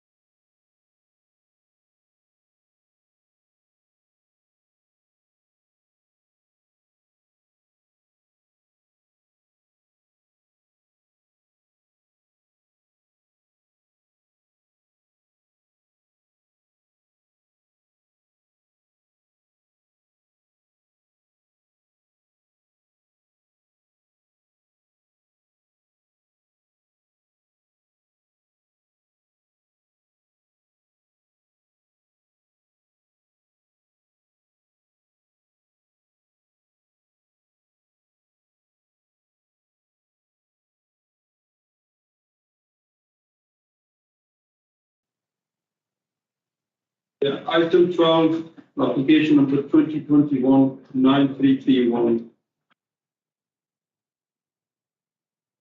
Good afternoon, I'm Richard Gilbert, Planning Officer, Development Management, and this planning application. This is an application for erection of a pedestrian footbridge to maintain the transport connection between Rutland Road and Primrose Hill in Batley. The application was presented to the Home Law Subcommittee. It's a proposed development to subject to level of interest that is necessary for the committee to have a decision. The application has also been requested to be decided at committee by the warden and the councillors alike. The application site is situated approximately 900 metres to the north of Batley Station. The proposed development crosses over the Manchester Leeds line and is at the same location as the disused Batley to Bradford railway line that formerly crossed over the Trans-Pennine Route. This latter railway track was closed in 1964, with only the abutments remaining, though a bridge would have crossed behind the location of the existing signal box serving the main and level crossing. The crossing currently provides pedestrian access over the line from Rutland Road in the west to Howley Street and Primrose Hill in the east. The Lady Anne level crossing is a part of a public right of way which connects the area and is for pedestrian access only, where there is a vehicular access through a private arrangement. The diversion of the farm is covered under a separate section 257 application to divert the right of way over the proposed footbridge, which is a separate item on the agenda today. In terms of the wider context, the south-eastern boundary of the Upper Batley Conservation Area runs adjacent to the western side of the railway corridor along Rutland Road, as set out by the area in blue on the slide. There are further residential properties on both Howley Street and Primrose Hill to the north and east of the abutment. The area outlined in orange on the slide presents a site area for housing allocation HS 74. This site has an indicative capacity of 97 dwellings. This slide presents the location of the proposed western footbridge landing on Rutland Road. Access will be created by removing a small section of the stone wall. This will create a level access with no steps or ramps. The access has been designed to reflect the local character of the conservation area by including the installation of stone pillars to tie in with similar gate pillars found along driveways on this part of Rutland Road. Specific details of the stone pillars will be secured by condition. The top right-hand picture on this slide presents the location of the existing western access gate to the level crossing view from Rutland Road. The bottom right-hand image presents the proposed stone wall stopping up the level crossing's access gate, alongside a new pedestrian gate for maintenance purposes. The details of the wall construction, its appearance, and the operation of the maintenance gate will be secured by condition. On this slide, the top left-hand image presents a 3D impression of the bridge and footpath looking southeast across the railway line from Rutland Road. Members should be able to make out the green and beam mesh fencing, which is to be erected at the height of 2.4 metres along the eastern side of the railway, adjacent to the Howell Street entrance of the level crossing, as pictured in the image on the bottom left-hand side. The section of the retaining wall on the left of the same photo is to be removed to enable access to the proposed footpath. The beam mesh fencing will extend along the new footpath as it progresses south towards the steps and ramp accesses serving the eastern footbridge landing upon the disused embankment. 3D image also provides an impression of the sympathetic colour and scale of the footbridge within the railway pattern. The plans on this slide include the site layout on the top right-hand side, with the section plan of the footbridge within the railway on the bottom left-hand side. As members can see, the footbridge comprises two spans. The footbridge will be constructed from steel with an anti-corrosion coating which will be painted holly green. Anti-slip surfacing will be applied to all foot surfaces on the bridge structure. Ramped access to the footbridge from the east side will be via a footway which travels south from the access point of Howley Street along the embankment.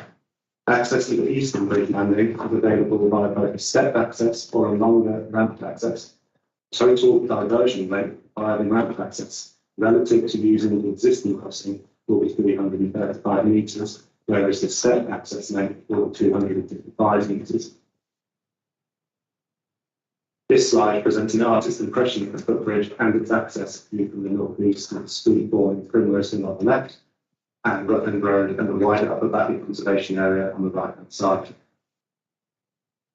This final slide presents a further 3D render encapsulating the anticipated view of the footbridge from the eastern landing. In respect of public comments on the proposal, 44 representations were received. A wide variety of responses were made in respect of public safety concerns, the fear of increased crime, loss of residential amenity, transport issues relating to a more circuitous route, the effect on trees and habitats, and the impact on the adjacent conservation area, as well as numerous non-material and planning considerations. A petition with 185 signatures was also received. Many signatures were from representatives within the local area, though a significant number were also from outside the immediate area. In terms of the rationale and policy justification for Footbridge from a transport perspective, the supporting text for local plan policy LP 21 states that the council is committed to ensuring that new developments do not materially add to existing highway problems or undermine the safety of all users of the network. For context, the public right of way, by definition, is a highway. Furthermore, paragraph 110D of the National Planning Policy Framework allows for cost-effective mitigation for highway safety purposes. Lady End level crossing is currently indicated to be a medium risk crossing based upon the all level crossing risk model assessment conducted by Network Rail. As the Trans-Pennine upgrade will introduce faster, longer, and a greater number of trains along parts of the rail network, including the introduction of 25,000 volts of overhead line equipment, this could increase the risk of the crossing to an unacceptable level, with no means of making the current crossing sufficiently safe. The potential for an additional large residential development in the vicinity, as pictured on the first slide in orange, would also have the potential to unduly increase risk to public use. The cost of the footbridge is approximately £2.7 million, whereas Network Rail estimated that the upgrade and retention of level crossing post-electrification of the line would require a spend in excess of £10 million. This is a cost difference of £7 million and could become a contrary to paragraph 110D of the NPPF previously cited. Indeed, should Lady Land level crossing be retained, disregarding the potential increase in risk and cost already mentioned, the approximate rate of availability to cross the level crossing within each hour could drop from 40 minutes to 20 minutes. This figure is based on the current time it takes to close and reopen the level crossing each time a train passes by, and the number of trains running on the line increasing from 8 to 16 per hour as a result of the electrification upgrade. It is possible that the crossing could open for longer than 20 minutes, depending on the timetabling of trains and whether an upgraded crossing allows for decreased closure times. However, it remains highly likely that the retention of the level crossing following electrification would mean that the crossing is closed more often than it is open, therefore inhibiting the pedestrian movements detrimentally. By contrast, using the step route of the footbridge would take approximately just over 3 minutes to cross a foot, which is marginally greater than the waiting time in Lady Anne level crossing when it is closed for the train to pass. Crossing the footbridge would also be available to all clients, and pedestrians would not have to wait to continue their journey. Cumulatively, the decreased performance of the level crossing following electrification would lead to its viability for retention from a journeyman perspective. For the above reasons, the proposed development is recommended for approval subject to conditions outlined in the Artisan form. Thank you. You have the first speaker, Councillor Vermont, please.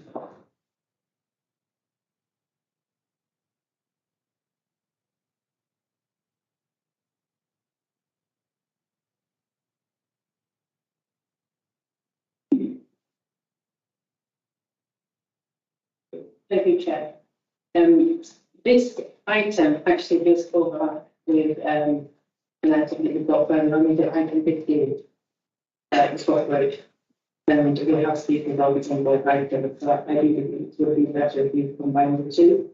But anyway, this application has given the residents in the area huge concerns. Credit to them campaigning and ensuring that awareness is raised about the impact of the proposed changes. These concerns are relating to the proposed closure of the Lady Anne crossing in Back Lane and its replacement with the Footbridge. So the Lady Anne level crossing currently is manned. It has lockable gates, both gates controlled by a signaller, and the signal box is located adjacent to the crossing. The gates are normally locked and controlled on the signal box on a 24-hour basis. Network Rail have had 2 public meetings where there's been a split voice their concerns. but little support has been taken in ensuring their views are taken into consideration. So mainly it was just a tick box exercise that went through the process. Network Rail also conducted a survey using questionnaire, which have been misleading. The residents believe that their contribution to the consultation has been one value, and they have not really contributed to the planning or design to anything that's been proposed today. So if Network Rail are calling this a consultation, well, let me tell you that it's been a complete shambles, because the ward councillors have had to intervene. We've had to ensure that they do further consultation and ensure that the residents' views are taken into consideration. They've tried to cut corners and make their scheme look fantastic, but the residents are very unhappy at the moment. So Transport Pennine have relied on the survey, which the residents do not believe reflects their views or their wishes. From a survey, it indicates that children of rich people actually use this crossing on a daily basis. So for an area like the I'm talking about, these figures are quite high, and that was actually that survey was conducted when we were in the pandemic. So on a daily basis, it is much higher now that the restrictions have been removed. So issues are being compromised. There's a risk of injury from collisions for pedestrians who feel vulnerable by use of scooters, motorbikes, bicycles, horses, skateboards, etc. We know that the footbridge and bridge is inappropriate modes of transport are illegal, but who's going to monitor this? The residents need assurances. Safety aspect is being compromised. The existing footpath is supervised currently day and night by the signaller. There's no escape along the footpath to avoid vehicles or potential mothers, antisocial behaviour, drugs, gangs, bicycling, etc. The walk alongside the track is proposed to be shielded only by a mesh fence, and which will be walkers vulnerable, and particularly if the express trains are going past by force, we could cause danger to vulnerable individuals that are actually walking along that path.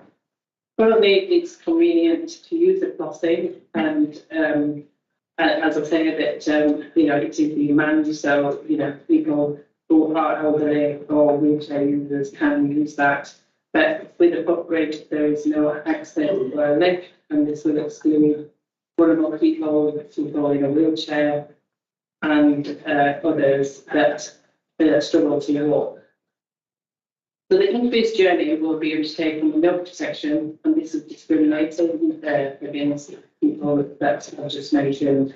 There's also a fear of crime, especially in the dark.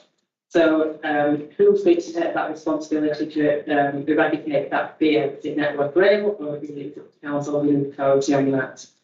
There's no actual costings for this bridge. The cost of the footbridge, which is being indicated in the report, is £10 million as capital funds.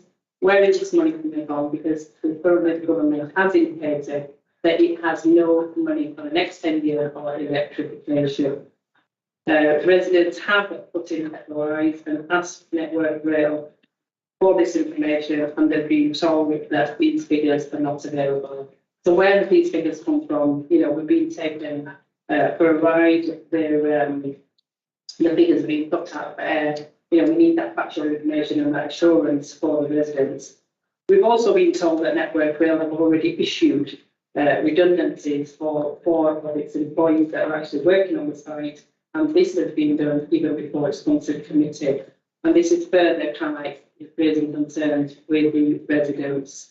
Environmental issues, we need clarity on who's going to be clearing the area. Because already, we've got lots of shrubs and trees that are overgrown. It's who's responsible? So the application is going to destroy a much larger historical signal box. It's going to have a negative impact on wildlife as well as other things. In short, the diversion will effectively close the crossing just for some people, and it's going to be less safe. And as I've said, FOIs have been submitted, and some of the information has come forward, other hasn't. Currently there's attached to this, there's no police report, and until the residents don't get a line, I suggest that we declare this matter. Thank you. Tim Hill, please.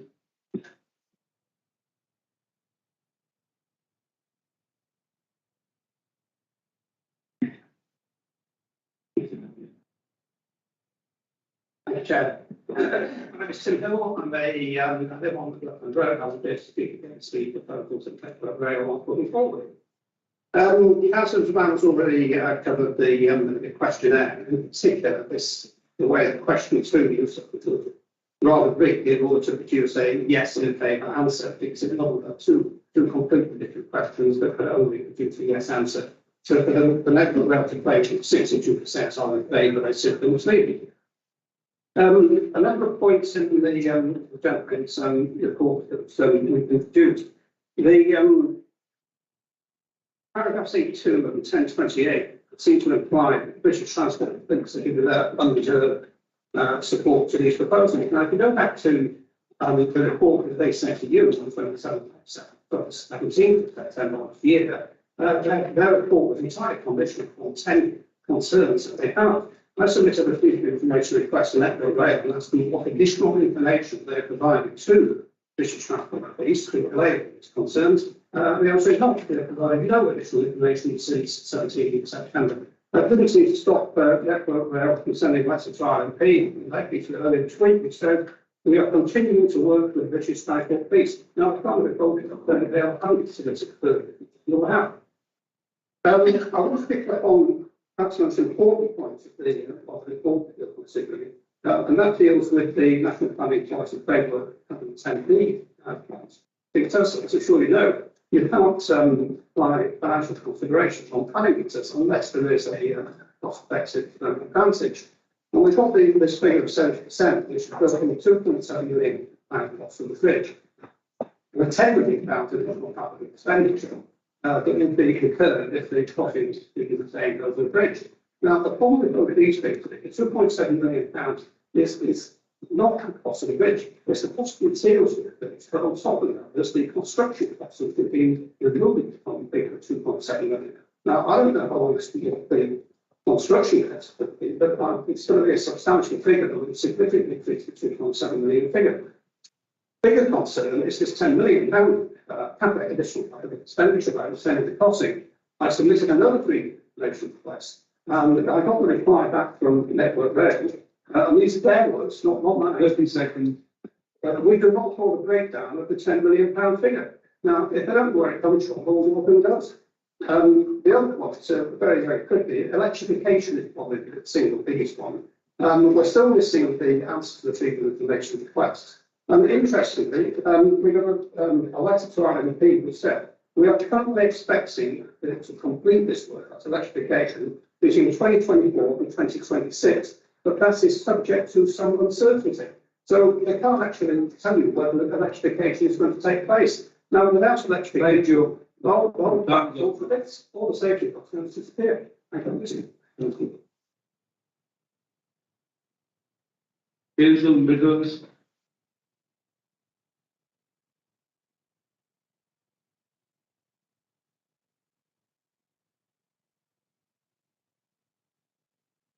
a little bit outside of what much we've learned. Some of these points have already been mentioned by councillors alike, but we as a community feel they are sufficiently important to repeat. Network Rail claim by closing the level crossing and making it safer to cross the railway. But that is not the view held by many in the community. By closing the 17-metre supervised wall and replacing it with a 24-metre fence route largely out of sight, Network Rail are eliminating the risk from trains, but introducing new risk and transferring responsibility from themselves onto Kirklees and individual users. From a user's perspective, those concerns surround antisocial behaviour, a fear of assault, and of being impelled into vehicles such as motorbikes, e-scooters, and even horses using the route illegally. We have experience of such trying to gain access via pedestrian gates at the level crossing. In his report, it was 17th of September 2021, Paul Hardy, British Transport Police, states as his first point, I quote, users of the walking routes when approaches to and from the bridge should have a clear sight line along the whole of the route, aimed to reduce fear of crime and afford surveillance opportunity. Mr. Hardy seems to think mesh fencing provides this. However, the first chance someone entering from the Primrose Hill will have to see if there's anyone on the bridge will be on arrival at the bridge itself, where the only escape route is back down steps or ramp and walk of 100 to 200 metres. There is not a sense of security which would arise from a clear line of sight from the onset. Network Rail provides predictive visual pictures of how the route will look. These show a sunny day with people walking around as if on a stroll in the park. But many of our journeys take place in winter, fewer people about, dark mornings, and early dusk when children will be coming home from the school. Based on experience of a local tummy, the community has no faith the lights will be properly maintained. Network Rail intend the design to be designed with a feature which people want to use. 30 seconds. The main officer concludes the footbridge ensures communities remain connected and provides pedestrian route over the railway. This is not so for those members of the community who currently use the crossing, but who, for a variety of reasons, have no confidence in the complete journey safely. The crossing will effectively be closed to them. Yeah. Thank you. Tony, good ready.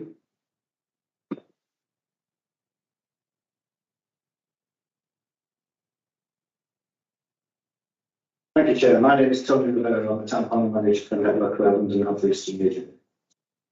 This application is not only about the provision of a new footbridge to replace the existing railway level crossing. It is a vital element, key element of the whole Transpennine upgrade itself. Re-signalling of the railway through Batley is the essential precursor to the upgrade and must take place to allow for all the benefits of the subsequent electrification and full capacity upgrade between Huddersfield and West Ham to be realised. This involves closure of the crossing and its replacement with a bridge.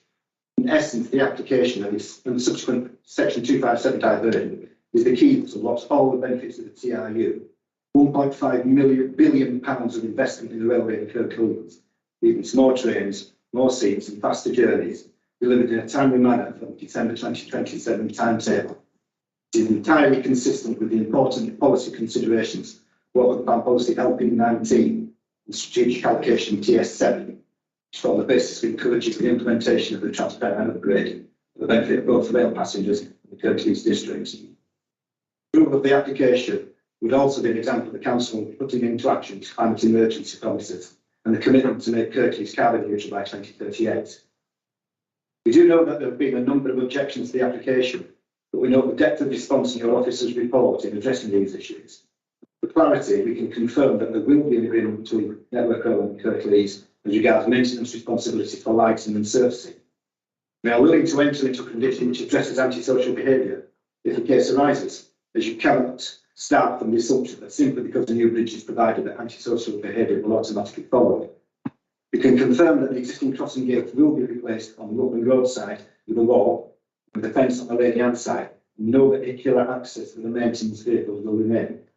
And that, in consultation with your highway officers, we suggest a barrier be placed on the footpath at the entrance to the bridge to improve pedestrian road safety. It was only a few weeks ago that I had the opportunity to address the Strategic Planning Committee on the works at Hill House Yard at Huddersfield, out of the advanced works of the upgrade.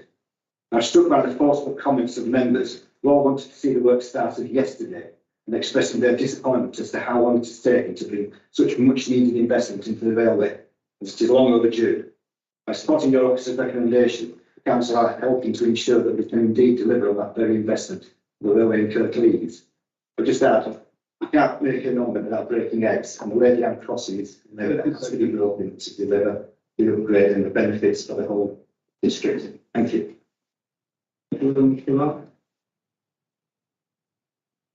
Members?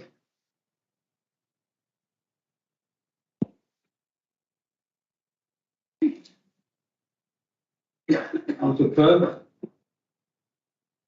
Thank you, Chair. I'm a very last point here. It's in fact, by the way, that that's and Footbridge is the same thing. And Los Angeles ran to Councillor to the community down there. We're told that it will be completed by 2017, but even that's not. On this crossing clearly you not realising. You really do appreciate the last time on the crossing. But going forward, with the transferring up there are 16 fields an hour. It's a lot of trains to try and cross a level crossing. 16 trains an hour and the high speed trains. It's going to be very difficult. Just leaving it up and not to. Councillor Lawson. Thank you, Chair. Yes, I think we all understand the benefits of what's to come, with full battery recent. I kind of go without saying it's necessary. However, people purposely say this before, I think design in problems will be design those close. And you're right, talking about it's something I know there's no report going on West Yorkshire for it. And I don't know whether that should be with it. I mean, there's something good bits of transport. I think I would have, it's one of the previous speakers' comments, I would have liked to get a bit more detail about what they've said. I think the other thing I'd really want to see as well is a really well formed out relationship between that local area and residents, especially the ones on the clean road, to make sure that there's a full liaison, good two-way conversation going on with where land goes residents, make sure that there's no messy findings in family. I'll leave it there and see what the little trolley centres are. Thank you, Penny. Thank you, Chair. Yes, I'm one of the members who are on the strategic committee the other week when we were discussing the Woollen House application. And so it was did say people who wanted to become yesterday. Rail development seems to take far too long. However, the development of the railway, which is long overdue, should not be done at the expense of local residents. And it's in places like this where the railway comes very close to actual people in terms of the crossing, that it brings it into sharp focus. But I mean, I believe that what is proposed here is actually a very good solution. But the proof of all this is in the conditions and the way in which they are operated. I am very pleased to see, if you look at the conditions, condition 3 and condition 10, condition 3 is submission of the construction management plan. And I immediately thought, well, that should involve the local residents, as we do with housing applications. And it's very important that a good relationship is developed between the people doing the development and the people who live near it and who will be affected by it. That's really, really important because it gets the relationship on the right foot. Similarly, in condition 10, it says environmental and social management plan. Now, I'm not quite sure what that means, but it could well mean the same thing that I've just described. And both of them, you will notice, it says pre-commencement. In other words, these things have got to be agreed and signed off by planning officers before any development takes place. And that is really important. That there have been too many occasions when developers and their contractors really got up in the middle of local residents and made their life miserable. And I'm on a crusade to try and stop that and try and get good relations between developers and local residents. It's really important that this should be done properly, and it should be done so that the local residents have confidence that they can use it without fear of anything. And one of the important things here will be things like ensuring that the lighting of the route is good, well maintained, and so that people can have reasonably good sight lines throughout. The description we've had of the possible reduction in availability of the crossing were this bridge not to be built could well mean that people would find it much more difficult to cross on the level across the level crossing. The reason things come to committee is because some of the decisions we have to take are difficult and require a public or a response in public. And it's really important that we be seen to consider all the issues here and come to a decision in public with people watching us and what we say. I think that potentially there are sufficient safeguards in what is here. And I hear what's said about what's gone before. I don't deny that some of that might have happened. It's to some extent about perceptions, but it may also be based on fact. But I would prefer to move forward and ensure that even if these things happen in the past, they don't carry on happening. And that there is a good dialogue between everybody concerned. So on that basis, I would like to move the recommendation on this section. I'm hoping that we can move forward with the right kind of cooperation and believe that this will have a beneficial outcome. Thank you. Thank you for that, Councillor Sultan.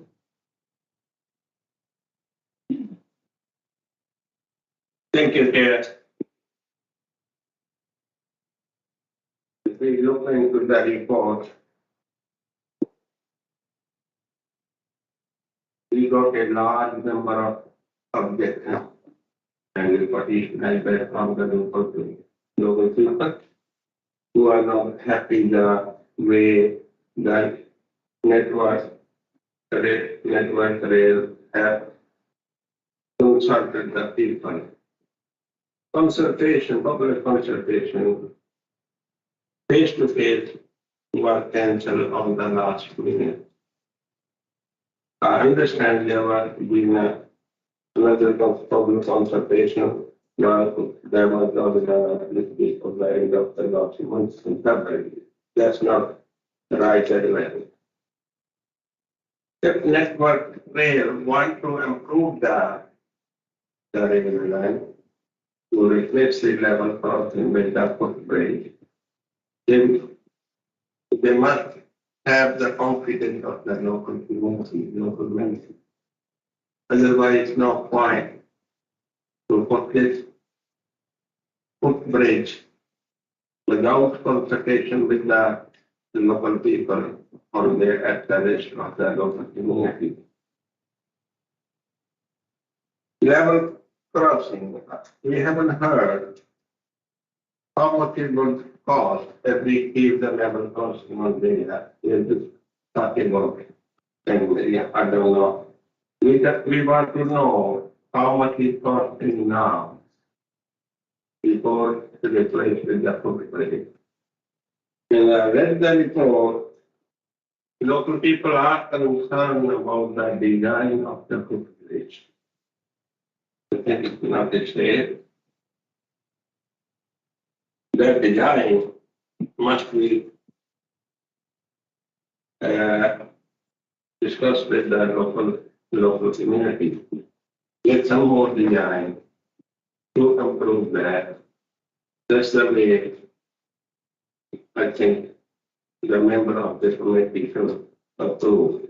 But to achieve though, and listen to the public member, I think we should not rush through to what the officer recommended and at this time. I would like to move to defer this application, but further consultation take place with the local community, and then they come back to this committee. Thank you. Yeah. If not, Councillor Chalfont, Councillor Luna, please. Councillor Ramsey. I understand obviously the discussion that's taking place around consultation with the resident, and I thought that the argument around the demand potentially for new homes to actually see the crossing going being used more, but also the electrification for new and more areas was good. The big thing for me is the concern about potential crime. And I thought it was a good point to raise that we've not seen anything from West Yorkshire Field, so I thought that was helpful. And I think as well, Councillor Pinnett, drawing our attention to the conditions and the crime impact assessment implementation report that's on there.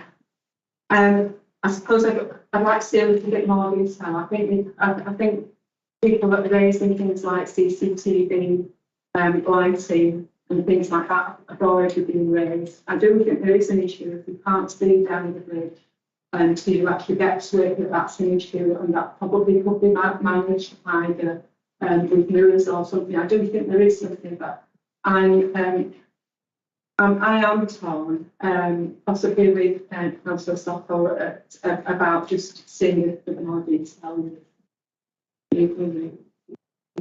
I'm seconding Councillor Stockwell. So.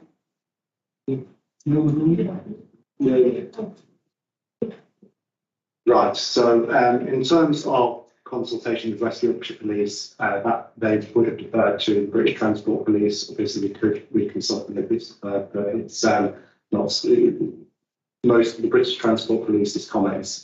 They didn't have any objections. What their comments were was advisory. If there's been fencing, physical fencing on the eastern embankment, which you should be able to see all across all the paths, etc. However, removing the brick wall on Rutland Road would have negative impacts on the conservation, into the conservation area. So it's obviously a balance that's struck. That being said, the case officer himself has raised fear of concerned crimes with the applicant who's providing an offer of a post-development crime impact assessment being undertaken. I can read that, the content of that condition out to members who would like to hear it. Prior to closure of the Lady Anne level crossing, a crime survey shall be conducted. The crime survey of Lady Anne level crossing shall provide a baseline for comparison of the crime impact assessment as set out in Part B of the condition. Part B states, 1 calendar year following the completion and use of the footbridge and its footpath by the public, the crime impact assessments of the development hereby approved shall be submitted to and approved by the local planning authority. The crime impact assessment shall review the impact of the development on crime within the red line boundary of the commission and across the following residential streets: Rutland Road, Stone Lane, Howard Street, and Primrose Hill. The findings of the crime impact assessment shall identify whether a reduction or an uplift in criminal behaviour has occurred as a result of the development, and if an uplift is found to have occurred that is attributable to the development, the crime impact assessment shall identify the severity of the increase alongside appropriate mitigation measures to target and reduce relevant criminal activity. The identified mitigation shall be implemented within 3 calendar months after assessing submission to the local planning authority. The reason this condition is post completion is because currently the crime statistics in the area are very, very low. So it's difficult. If any crime that would be committed, it's hypothetical. So planning for that is incredibly difficult. So this condition is there by means of trying to provide some comfort to local residents that there's a mechanism within every decision made by members that would then be able to mitigation. Obviously, the report would be consulted on with West Yorkshire Police as well as the British Transport Police, as members have identified. So that is on that particular point, and then comments there unless anyone wants to raise any further. Councillor Woollen. Thank you for that. I'm in agreement at the moment with Councillor Shotton and Councillor Ramsey in relation to not having sufficient information to be able to go forward. I am a ward councillor for that. I'm talking about on Rushland Road, the number of antisocial behaviour and the number of drug-related antisocial behaviour is very, very worrying. We have 3 high schools, which predominantly pupils use that particular crossing to get from one side to the other. I wouldn't even like my own daughter to be going the way it is at the moment without having proper information in regards to CCTV, adequate lighting, in regards to maintenance and recording of those CCTV. On an evening, on a winter evening, I wouldn't want my daughter to go on that road. And statistically, I know that ward, and I know how much.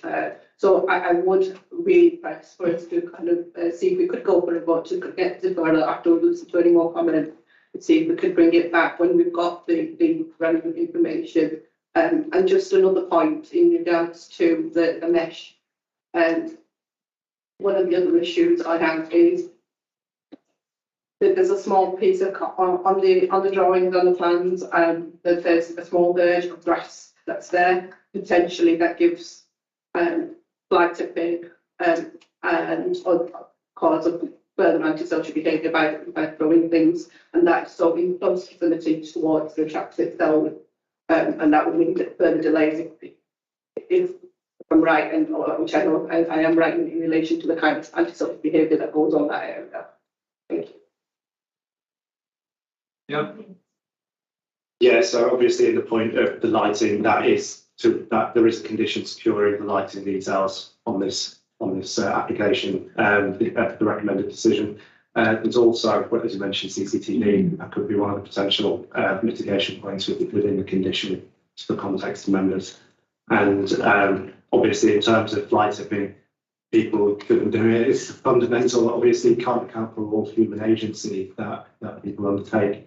It's a difficult one. I appreciate that, but the condition obviously should help with. Hopefully also counter flight tipping as well, and obviously that's crime.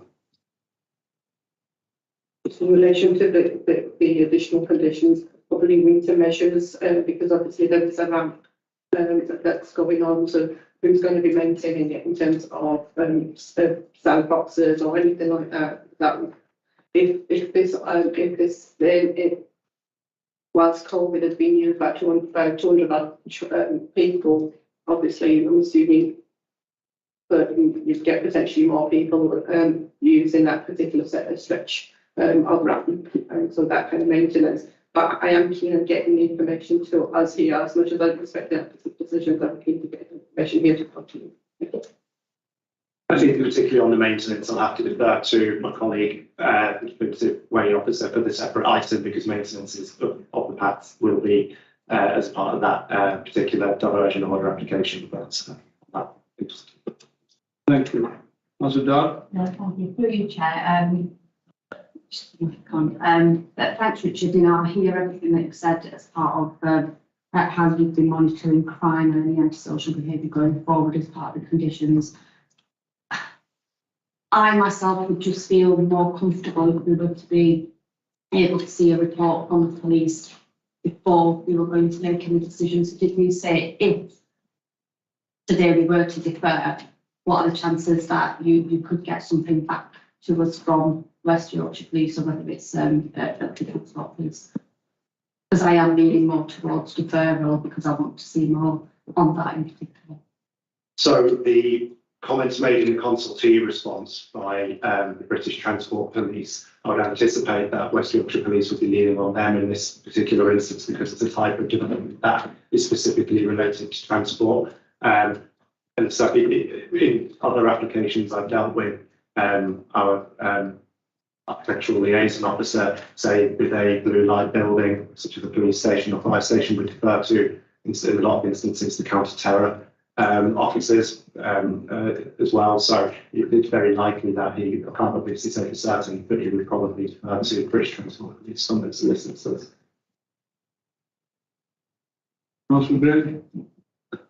Thank you, Chair, and thank you for everybody who's given their views on this residence and obviously listened, and I can clearly tell that there's a lot of unhappiness with the consultation. I'm not sure whether that's been as thorough as it could have been, but my views on this are that the concerns that have been expressed could potentially be sorted out further ahead down the line once this has been given approval. Say that because obviously we've got a situation where we've got fantastic investment going into the railways at the moment. We've got to make progress, and this is ultimately going to see a situation where you're replacing a potentially dangerous crossing with a footbridge. Now, it's going to make 250 people probably very annoyed every day that they're going to have to go over that footbridge. But by balance, how many people are going to get snarled up who are going to potentially be not able to get as quick a trains or as fast as trains? The decarbonisation of the actual, decarbonisation effects from electrifying the lines will be a great benefit as well. I think the benefits of this scheme just so far outweigh not approving it, and I would encourage members to support the application, and maybe if we could, through you, Chair, officers, if they can condition something on the CCTVs to negate the crime concerns. Thank you. Can I just bring Julia into it?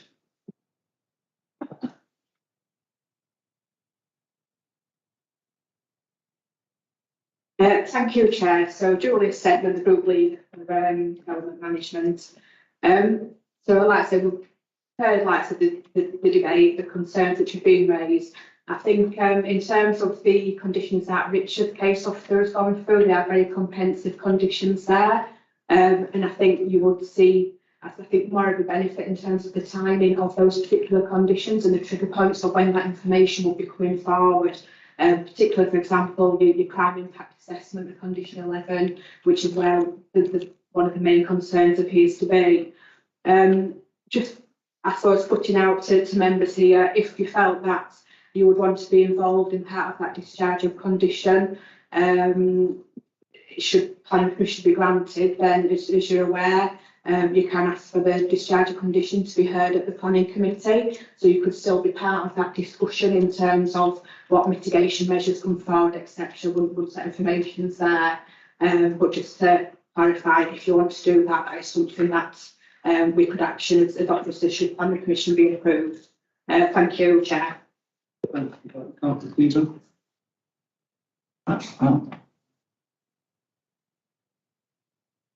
Chair, I agree with what Councillor Gregg and others have just said about the fact that this has got a big strength in it, and if I lived there and used it a lot, I'm not absolutely certain that I would feel the same. But from a point of view of deferring, I don't think I've heard anything that I think will be brought back next time that isn't already in front of us or can't be decided until it's built. So as it says about the hypothetical and unproven nature of all crimes, we'd all love to sit here and say we need to stop the crimes, we need to know what it's going to cost. We don't know until it's built. And I think the benefits of it are great.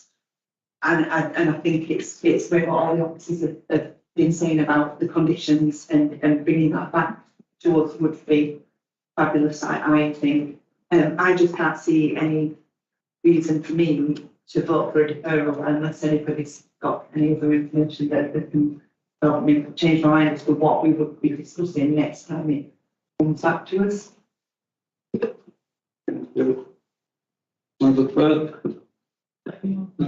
Thank you, Chair. I know we've been on this circle for years, perhaps not quite some time, but clearly, members, obviously, the public have got the period of ground on protection that crime could actually happen around this bridge. We have in West Yorkshire Police anti-mention officers, and I just wondered whether it was worth letting them have a look at it. And we've got design people that can design out the possibilities of crime rather than actually looking at that. And I just wondered if it would be worth it. I want this to happen actually a long time. I really do, whether it's today or not, but I want it to happen. But I want to take the law with people with us on this. So I just wondered if we could have might be best into crime prevention people. Have a look. And if they could spot something that actually could design out any crime, it would be to our benefit and the local resident benefit. Just as part of that, as previously people stated, obviously closer, as Richard previously stated, I mean, we can't guarantee that they would just defer it to Transport Police, but that could be that sounds like a possibility. But as part of the condition and the crime impact assessment, we will take to come after. That's a year later, though.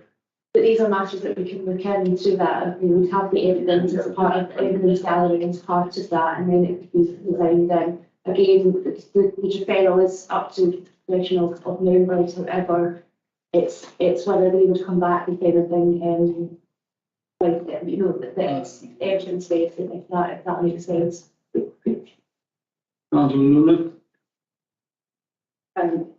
I agree, and I understand what, to apologise, I know you're a new thing, so what the officer has just said. Especially Nicole, I should have said that. It's okay, it's a new name, so, however, it is because of the broken down in relationships that have been just obviously being stated by the residents and obviously very apparent in the reports by our officers as well, that don't give as much justification. So it's not just what the bridge can do, it's already what is happening already on Woollen Road at the moment. And obviously that potentially linked up to that, to the bridge. And that's where the antisocial behaviour and everything else, that's where it's coming from. So as much as I appreciate and respect what you said, I think I would be stressing to kind of get it towards a deferral for it to come back with the relevant information and with the CCTV management report stating that when it's been recorded, which information is being recorded and the lighting's been confirmed, not just on the actual bridge itself, but actually on the entranceway as well, because of the last conversation that was that we weren't obviously it's just the lampposts that are actually up on the street itself. But no particular design or information was given as to what kind of lighting was there at the entrance of the so with the police report and with further information we'll be able to possibly come up with. We don't want it to happen. It's not a case of we don't want it to happen. It's just we want it to happen with the residents, and the relationship for those residents there is as much as important as anybody else. But thank you. Want to share? We've been trying out for railway improvements in this area for years, and we made this application more based on a safety issue. So if we look at the was looking at railway, so I had this railway crossing is going to increase the risk of pedestrians. So this crossing which is being planned is going to help keep pedestrians safe crossing this railway line. I agree with what Councillor Greg said, that the issues that have been suggested surrounding that social vehicle can be resolved as we progress in this application. So I'm more in favour of approving so that we make sure that pedestrians are safe crossing this railway line. Yeah, use this railway line crossing, sorry, almost every week, what we know. So I can appreciate how much people like it, and For me, it's about keeping people safe. I don't think I would do my job as a councillor if I brought to review something which is on the information pedestrians that are safe using the area. So I'd like to support the option to.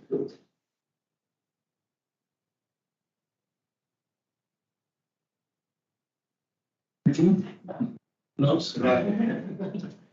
Councillor Steve first. Yeah. No. I've listened and listened and listened. I've been badgered by people.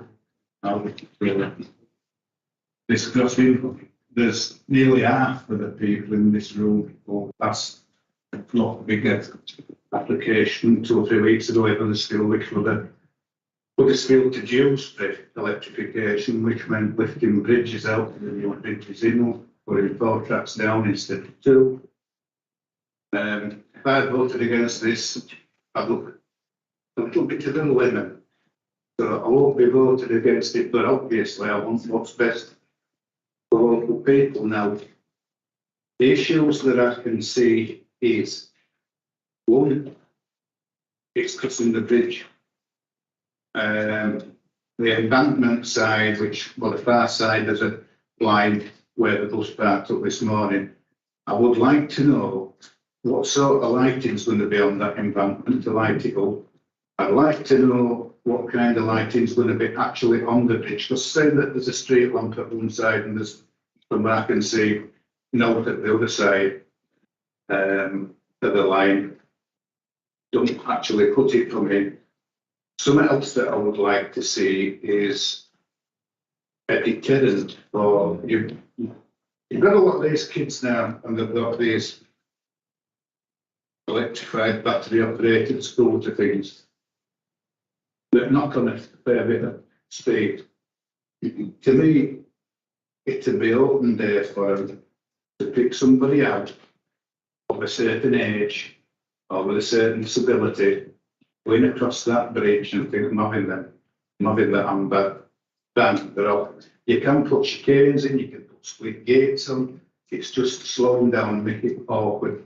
People in wheelchairs can still get through. Obviously, we don't want to stop them. So there's 1 or 2 bits on the safety side of things that I'd like to know. The rest of it, so we've been banging on for years up here, not having funding for trades, not having funding for this. We've got it, putting the hand in the pocket, putting the money where the mouth is for a change. So I don't want to stop that, but I just like a little bit more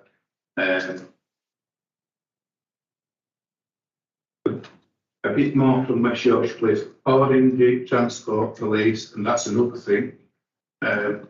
Depending on what happened, if something did happen, would it be a case of, well, West Yorkshire Police are saying it's their fault, Transport Police saying no, it's not us, it's them.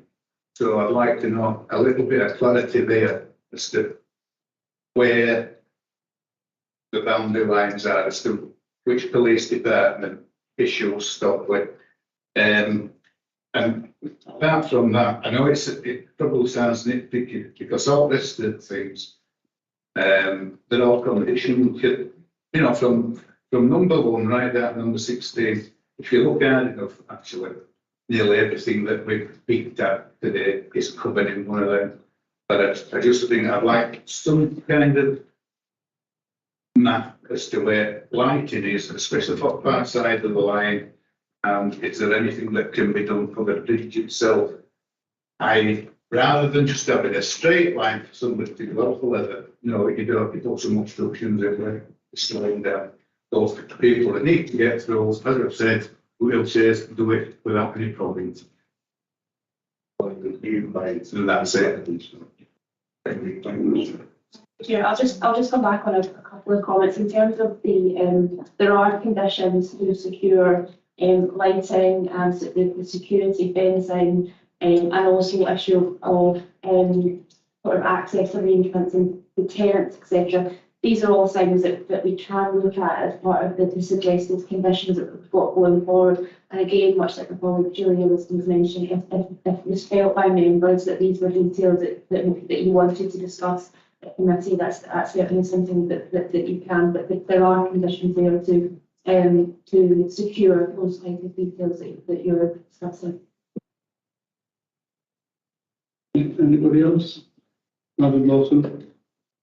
Thank you, Chair. It occurs to me that there is a significant other element to this in terms of how many people will use the bridge and the demographic people will use the bridge will change significantly when the housing allocation is brought online. I just wonder what Boss's thoughts are on that and what considerations and things in terms of conversation that we're just going to have any. I'm actually quite heartened, and I think my mood has changed a little with Julia's input about mitigation and it coming back here to be looked at should there be any problems in a year down the line if there's a review that we need to have, then that's encouraging. But this change hasn't been mentioned yet. This change doesn't know. It's hard to change it. We won't be able to refuse it. We might be able to change it, but we won't be able to refuse that 97 point. So and that's this big possibility. So we will check. Thank you.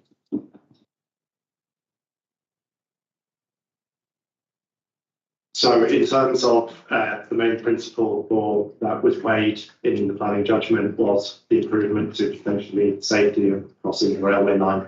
I can't speak in terms of the demographic of what the housing allocation will be like. However, I think previous crime statistics in the area, some of the few crimes in the area, forgive me if I'm wrong, were that it was to do with trespass on the railway line. Which was recorded by the signallers because people can gain remotely access onto the railway line. So it's the details you've seen today provide boundary treatments that physically stop up, obviously, but don't legally stop up the public rights of way. So obviously, if you have children crossing, then they're not going to crossing. They're going to be crossing the footbridge as opposed to being on the line. So there's a form of grade separation there. Thank you. Any more speakers? So we'll go now. Just briefly, yeah, I did propose Doctor's recommendation. I'd just like to point out there are 16 conditions here, 9 of which are pre-commencement conditions, therefore have to be discharged.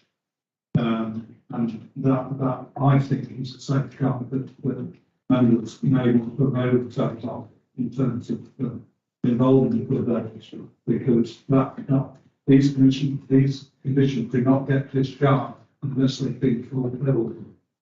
And that I think would be a safeguard as far as both members and local residents are concerned. For members, we've got Councillor Pennick moving for officer's recommendation and Councillor Firth.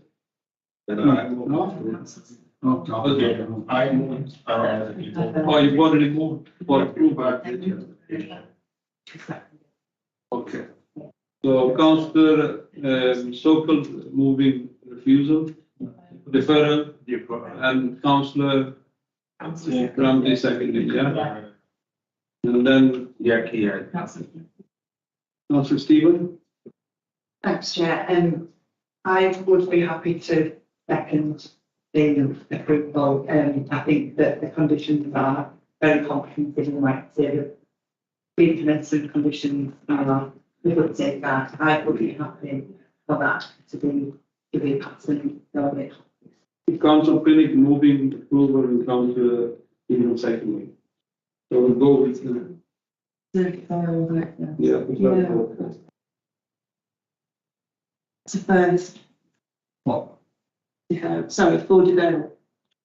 I picked the blocks. Councillor Dad. Councillor Sokol. Councillor Wall. Councillor Ramsey. Councillor Liliac. Councillor Gray. Against. Councillor Sheard. Against. Councillor Seymour. Against. Councillor Jenny. Against. Councillor Lawson. Against. Councillor Steen. That's it. That's deferred.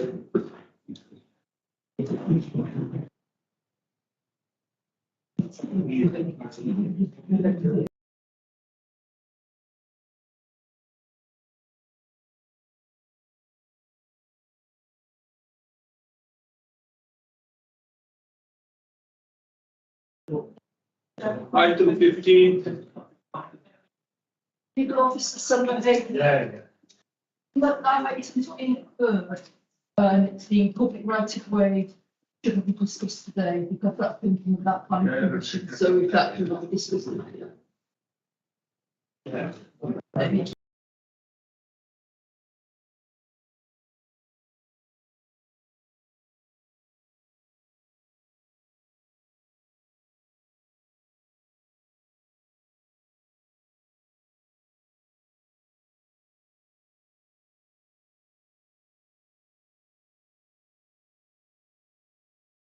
In terms of the deferral of the flower, could you just have a show of hands that you're agreeable to that relates to the planning commission that's just been deferred? So application 15 will be deferred on the basis of just previous application. Yeah, thank you.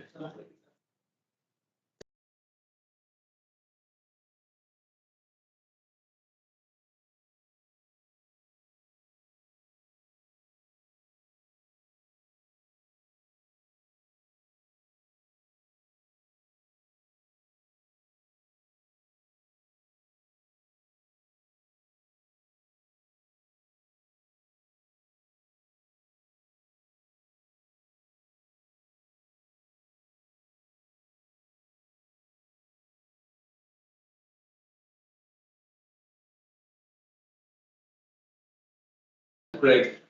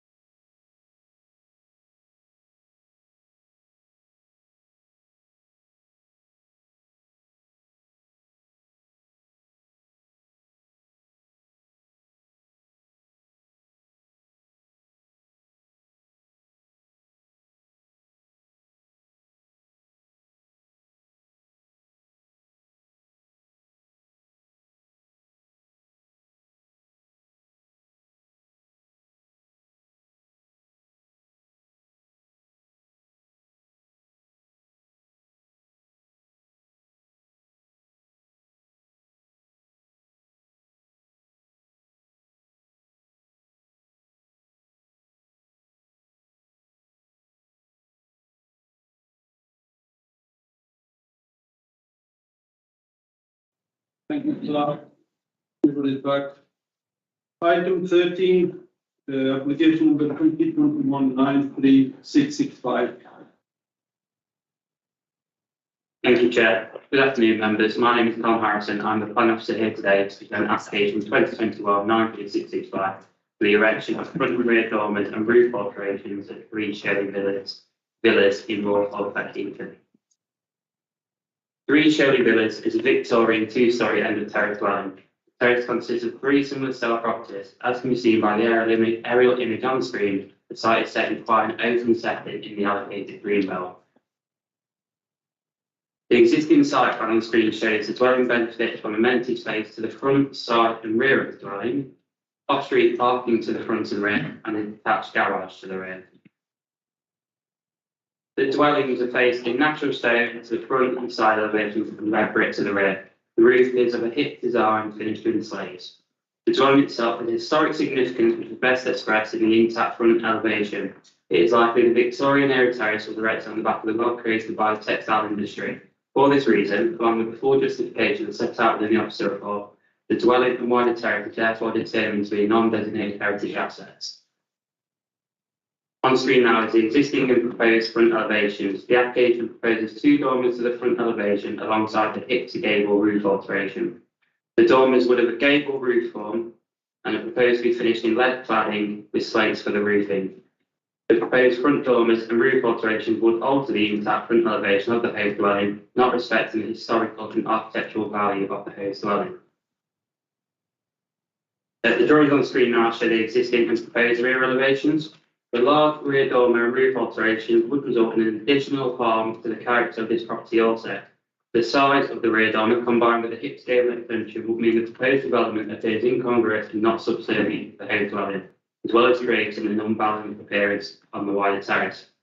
To conclude, the development as a whole, including both the front and rear dormers and hip to gable alteration, would detrimentally impact on the historical contribution this building makes as a non-designated heritage asset, thus failing to prevent harm to the historic environment. Furthermore, the proposed development, by reason of its design and scale, would result in the formation of incongruous features which would not appear subservient to the host dwelling and would cause harm to the character of the host dwelling in the street scene. To permit the development would be contrary to policies LP24 and LP35 of the Kirklees local plan, the principles and guidance within the council task extensions and alterations SPD in chapters 12 and 16 of the MPPF.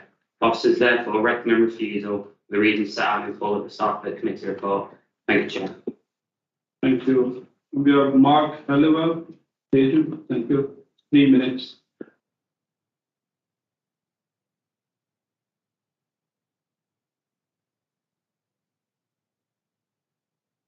The client's brief was to create space within the attic by changing the roof from a hip to gable construction and creation of front and rear dormers. The planning officer expressed concerns to the front dormer in an email dated the 4th of October 2021 and sent a link to the house extensions and alterations supplementary planning document and advised that we review the section on dormers on page 31. Concerns were expressed about the potential unbalancing effect to the terrace, however confirmed to us in a latter email on the October 6, 2021 that this could actually be achieved under the permitted development rules, specifically Class B, along with the rear dormer, and that this would be considered as part of the assessment. We advise that we can relook at the front dormers to make them into smaller style dormers that are shown within section 5.4, specifically 27 of the supplementary planning document. The planning officer emailed on October 27 to advise that the site, whilst not in a designated or non-designated heritage site, retains historic significance, which is best described in the intact elevation and sits just within the green belt line. The planning officer advised that the current drawing showing a flat roof front dormer wouldn't be acceptable and that they wouldn't support an amended proposal for a hip to gable conversion of the rear dormer only due to the potential unbalancing effect of the terrace, and that the rear dormer would be overbearing and not in keeping with the host dwelling. We were asked if we want to take the refusal or withdraw the application. To add also, there was no neighbour complaints to our proposal. Section 10.28 of the officer's report rightly confirms that we can increase the roof space by 40 square metres, not the 50 square metres that I referenced in PPO 17. However, given that we will be looking at lowering the actual floor levels within the property, the officer's calculations are totally incorrect. The rear dormer can be constructed under a fallback position, albeit slightly smaller, and we would ask that it should be given material consideration, and that should the planning officers have an issue with the materials used, that we would be open to discussion on the preferred material palette. New plans were submitted on October the 31st showing the new front turret style dormers. However, it was confirmed that this will still be recommended for refusal. I advised the following decision in the Court of Appeal in Mansell v Tunbridge and Morland Borough Council 2017, England and Wales Court of Appeal, Civil Decision 1314, that the fallback position should be considered as a material consideration.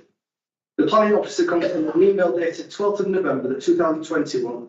As the hip to gable and rear dormer could be constructed under permitted development, this is now a material consideration. However, we have not applied for a certificate of lawful development, so it's only a theoretical prospect. The main argument stems from the hip to gable construction, but as you can see, this can be legally done and real consideration should be given by this committee in relation to this. We've applied for planning permission, so we don't have to do permitted development. Permitted development will make this grand building look ugly, and this should be approved. Thank you. Thank you. Andrew? Oh, good afternoon and thank you for listening to me. So I don't really know where to begin. After COVID-19, after the lockdowns, the government told us to get out and start spending, open up the economy again, do projects like this. So I wanted to undertake a nice grand project. So once we submitted our plans and I could see that there was negativity towards the project, I actually requested a site visit. And the reason for that, I'm a passionate person. I like to get my point across, and I like to enable you to see where I'm coming from the other side of it. Now, from my opinion, the goalposts kept being moved. Initially, I was told no because you're in Greenbelt. Now, my house is covered 270 degrees by industrial units. I have to drive through an industrial unit to get to my house. And then the next excuse was, even though it's not listed, it retains historical importance, failing to recognise, number one, has had a 2-story extension and the full gable wall of solar panels, and number two, has also had planning permission approved for another extension. Then they said, we don't like your hip to gable conversion. Again, as discussed, this can be achieved underneath permitted development. So then the goalpost moved again and said, we don't like your front dormer. So then once they give us your own guidance to follow on dormers, we followed your guidance. And then you turn around and say, nah, we're not having that. We're going to recommend it for refusal again. So I grew up in this area. I know it really well. And I left and I went and I joined the Navy. And I came back and I want to live in the place where I grew up. Now, there's currently 3 generations in this house and I want it to be 4. And it's a grand house and it does have loads of historical meaning. And right now you told me to put an epoxy extension on it. Because this is where I've chosen to settle down and I want to make it grand. And I don't want to put something small. And if I do have to, then so be it. But you're telling me this house has got historical importance. I'm going to do this whether it's underneath permitted development or planning permission. So it's on you. I can make it epoxy small and I can make it grand. Thank you. Your members? Yeah, Councillor Perth? to you, Chair. I'll bow to Andrew, as it not even remember, but can I just ask the planning officer the difference? Why can this be built for the permitted development and not on the advising? Through you, Chair. In terms of the permitted development fallback, both the rear dormer and hip scale essentially could not both be done. The volume additional that the applicant mentioned then, the 40 cubic metres, as set out in 10.28 of the report. Sorry, you said that the hip essentially cannot be done. You couldn't do both under that. You can only provide an additional 40 cubic metres. By the calculations in the report, the applicant would essentially do either the hip cable or the rear dormer under permitted development. So the PD fallback for the whole scheme, he can't do the whole scheme under permitted development essentially. Only parts of it. Yeah. So it can have a gable, but no dormer. Or I understand. It's not the other one. Well, Michael Lawson? Thank you, Chair. I brought this committee. I brought it because of its history and negotiations that's written in the report. I take on board the applicant's frustrations, see frustrations they may be, but they are there nonetheless, just because you can give them advice in one thing and then the other. That is as it is. Whether that's person or not, I don't particularly think it is to this matter. What I did think though was that it deserves to be seen here because again, I think it is on balance. About whether both elements that are within our developments should be allowed. Are they too much? That's a question for us to decide, and I'll listen to other members. I do feel as though the materials were fairly sympathetic, and the location in the greenbelt, I think that's a bit of a reach, really, because as the applicant has said, there are a good amount of industrial sites around it that perhaps would not be that much considered as greenbelt. And in the report, I think we say that this its setting as well, it would be, I don't know why that probably be correct on this, but in its setting, it wouldn't be considered as unacceptable. I'll leave it there and see what the members say.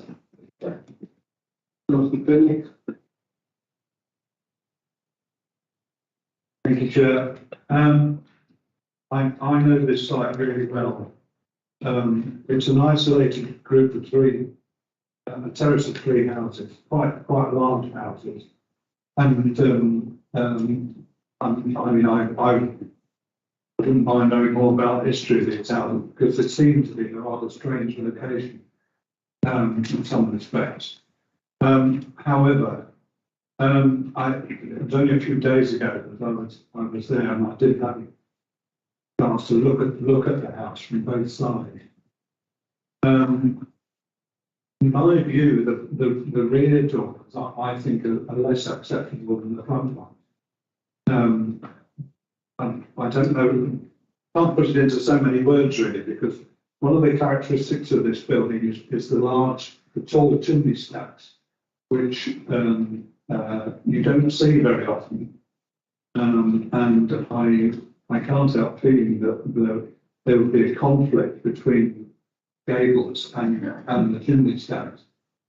Now, whether the chimney stacks are original, I don't know, assuming that they probably are. But and to some extent, the house, the location of the house, or the group of houses, is unfortunate because when you look at it from one side, it definitely looks like Greenbelt. But if you look at it from the other side, there is this industrial development over the other side of the public right of way, which does rather spoil the view of it to a degree. But it is nevertheless in the Greenbelt. And from that point of view, I think we have to be very careful with what we do with these buildings. On balance, I'm inclined to go with the recommendation, but having listened to the applicant's aspirations for that house, I have the feeling that we perhaps could try and compromise over what's wanted and what is what should be expected of such a building. And I know that non-designated heritage assets, we don't have a list of them yet. We are still in the process of compiling this list. I didn't even know before I looked at these papers that this was done. However, that's by the by. I can see why it potentially got this, given what's said about the tender field. In other words, the field at the front of the house, which is a a green industrial revolution designation, so is therefore of some historical importance. I hesitate to suggest this, but I think perhaps we could defer it. We could also, if we're deferring it, go and have a look at the site, because I think members will find it's quite an interesting place to look at. It's down quite a long unmade track. So in that sense, it's a very interesting location. I don't know what the applicants think about my suggestion, but I think I would try and get some compromise between what the officers are recommending and what you want to do with this house. I believe there could be room for sorting this out, and I think to help that, if members could look at the site and draw their own conclusions, taking everything into consideration, what the surroundings are like, what the other two houses in the block are like, etc., and all the junk that's in the grove at the back. Don't know quite what you do about that, but that's a different issue. If you're on site, members will see what I'm talking about. So I would like to move deferral for the reasons. Okay, is there a second on that? Who wants to do it? Okay. Sorry, this is clarified. Right. Just to touch on a couple of points raised, in essence, the reason for refusal don't reference the green belt. The issue with the green belt is acceptable in terms of harm on openness, and there is no adverse impact on the green belt. I just wanted to clarify those matters. In terms of what would be acceptable, that is something that we can look at. However, we have to be satisfied that it was a valid discussion in terms of it was acceptable in terms of the local plan and supplementary planning guidance. However, it's up to the discretion of members whether they feel that a site visit would be beneficial in this regard. I just wanted to pick up on a couple of points there just to make sure. Yeah, thanks. Julia? Thank you, Chair. Can I just clarify as well in terms of the, just following on from Kirsty just then, the actual, thank you. So can I just, sorry. Yeah, can I just clarify in terms of the boundary of the green belt? So as I said, the application site is within the green belt, but the industrial park to the north isn't. So that's unallocated. So just to sort of clarify on that point there. Thank you. Right, so Councillor Pinnick has moved deferral and Councillor Craig seconded. So show once. That's the chair. So item 14, 2021 94559. Jennifer?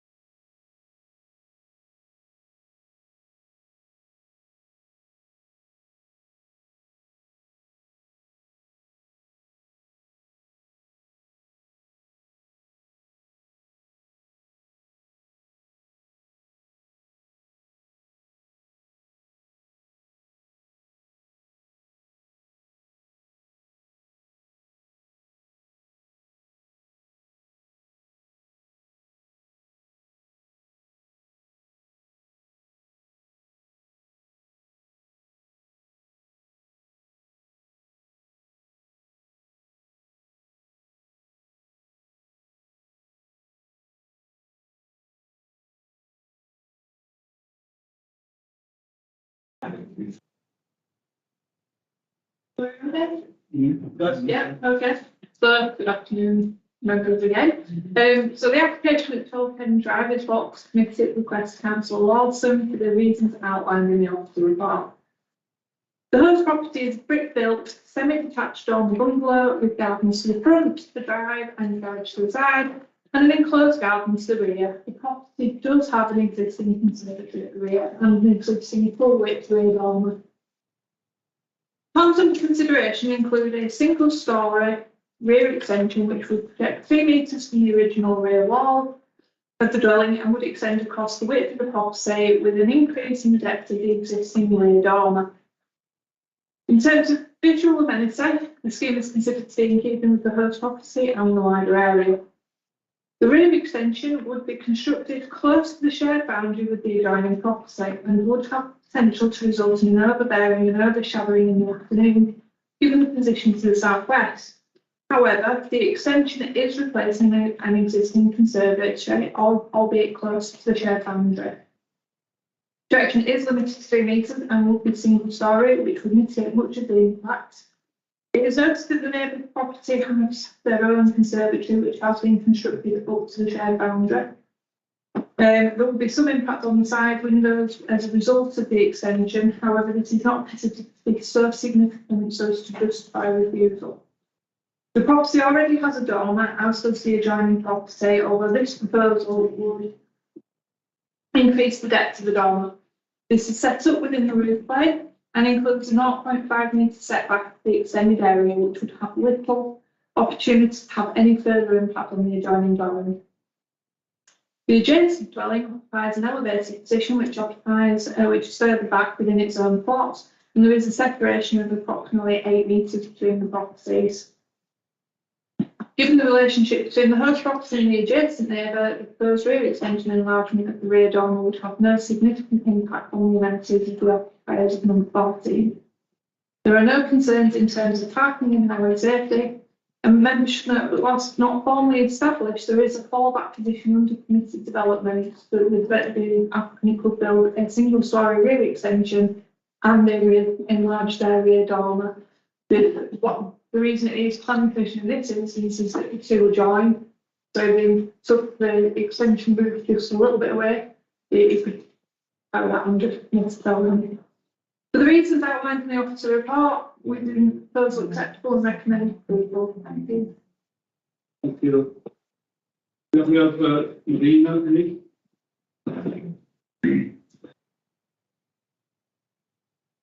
Good afternoon, ladies and gentlemen. I live at number 10, joining this property. I have photographs, but I'll just hold them up and show you as I go.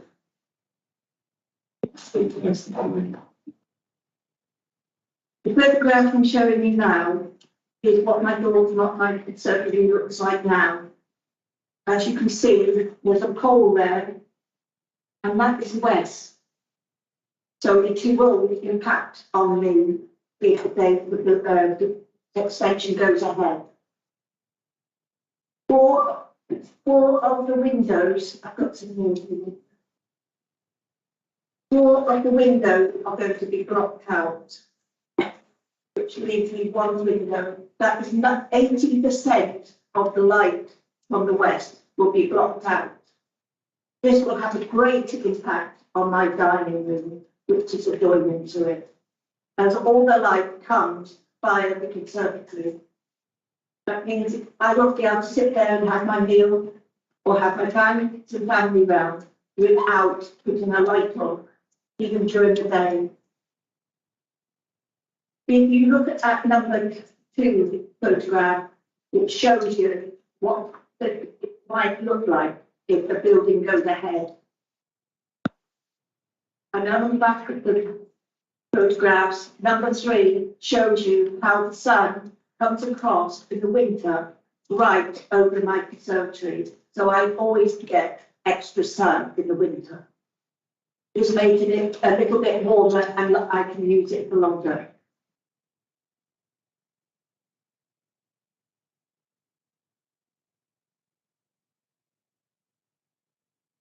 I use the conservatory not only just for sitting there and enjoying the sunshine, I use it for health reasons as well.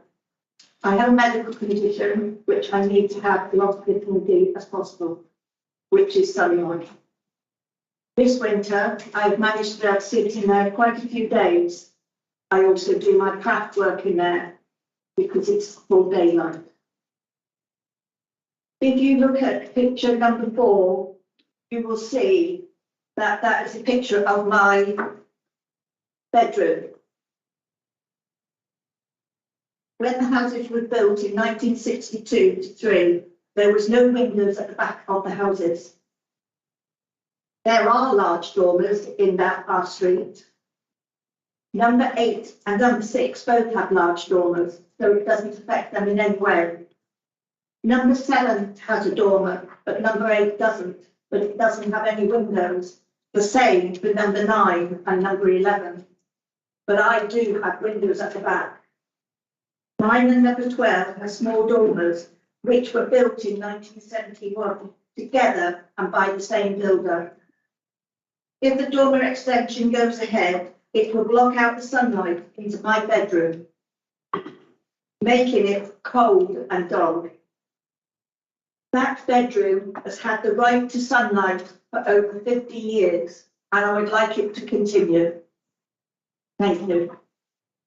If there's any questions, I will be willing to answer. Thank you. Thank you very much.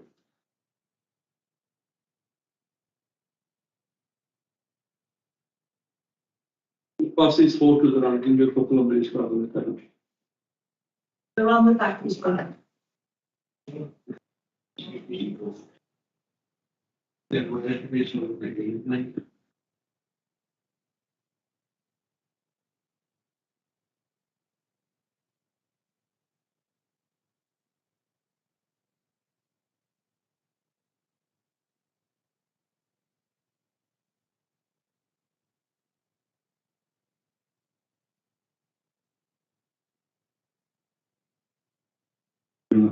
Not photographs, we looked at them.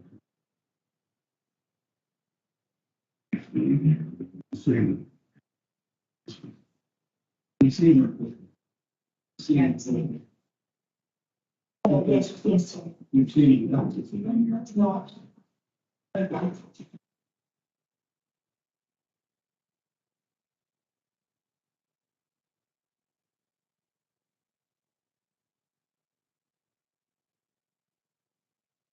So Lawson? Thank you, Chair. This is no longer line I thought. We've had a very similar experience on Penny Drive within the last year of another PP development with an element of the planning permission that enabled that development. I think in this occasion, to put it bluntly, I think if we use this, we can see that the overbearing element in here is acceptable in my view, and that there really isn't really any reason that we should accept this, given its effect and its ongoing effect, it's still on under 10. You. Number 12. Thank you, Chair. I'm just aware that of the money, if it's fall back a little bit, this can happen anyway with reading that. So a bit of a mess, really, isn't it? These, we can develop the rights to get in away again. So as much as we want to, I think some people want to refuse this. Anyway, I think. So do we approve it, and at least we do have some control of how it's built? I'll just let the owner of this property just do it anyway. Mr. Pellick? Thank you, Chair. As Councillor Lawson has alluded to, there was another case on the other side of Penn Drive which we dealt with about a year, 18 months ago, which, where the same issue arose. I know it wasn't exactly the same, but we refused it. I don't know what happened after that, other than the fact that they appeared and lost. Even though there was an issue about permitted development, which you would have thought would have allowed them to do quite all they wanted, but a fair amount of it. So I was slightly mystified that they lost the appeal. But anyway, I just think that we have got ourselves, through no fault of our own, into a real knotty mess with permitted development. And I, to some extent, and on some occasion, it does mean that we can't make the sort of decision based on information that the objector provided about their situation and the effect that they consider this development will have on them. And it's just really very putting us in a difficult position. However, that said, I will certainly second what Councillor Lawson said, because I think that there are some elements of this that would cause a disbenefit to the next door neighbour. If there are any other members want to speak, we've got Lawson moved in refusal, the Councillor Pinnock second. Any other members want to speak? So I mentioned that beginning. If there are aspects of it that's slight gap, you can go ahead anyway. This is how stupid planning's got, and it could be rectified by a government that knows what it's doing, but there we go. I just think it's a right mess. To be honest with you, I think we're knackered whichever way you go. That's, I don't know if that's a technical term. It's not even one, because I think that it's. It's worth doing the answers, but I understand.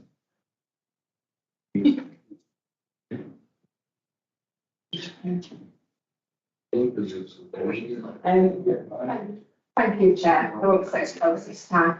So, in terms of, I think, the other application, which has been referred to along Pen Drive, some members may recall it was the number 1 Pen Drive, so it was the existing bungalow, and the proposal was to build a first floor extension. From what I can recall, so that was the view there. So I think the situation is different here, because in terms of that fallback position, that we have, like say, you're looking at quite a small change from it's like say creating that separation between the dormer and the the ground floor extension. So it is quite a minimal change compared to that previous decision and the subsequent appeal. Just to clarify on sort of the surrounding history on there, Chair. Thank you. Anybody else? We go for the announcement. Yeah. Yeah, you need to clarify the reasons, please, for the refusal. So, Chair, I think the overbearing nature of the development, the loss of immunity to the attempt would be like comment on. I completely agree with what's been said about permitted development being something that's been tested out in public, and they're suffering for the lack of clarity in the current situation. But I would hope the vote. Well, I think nature is loss of immunity.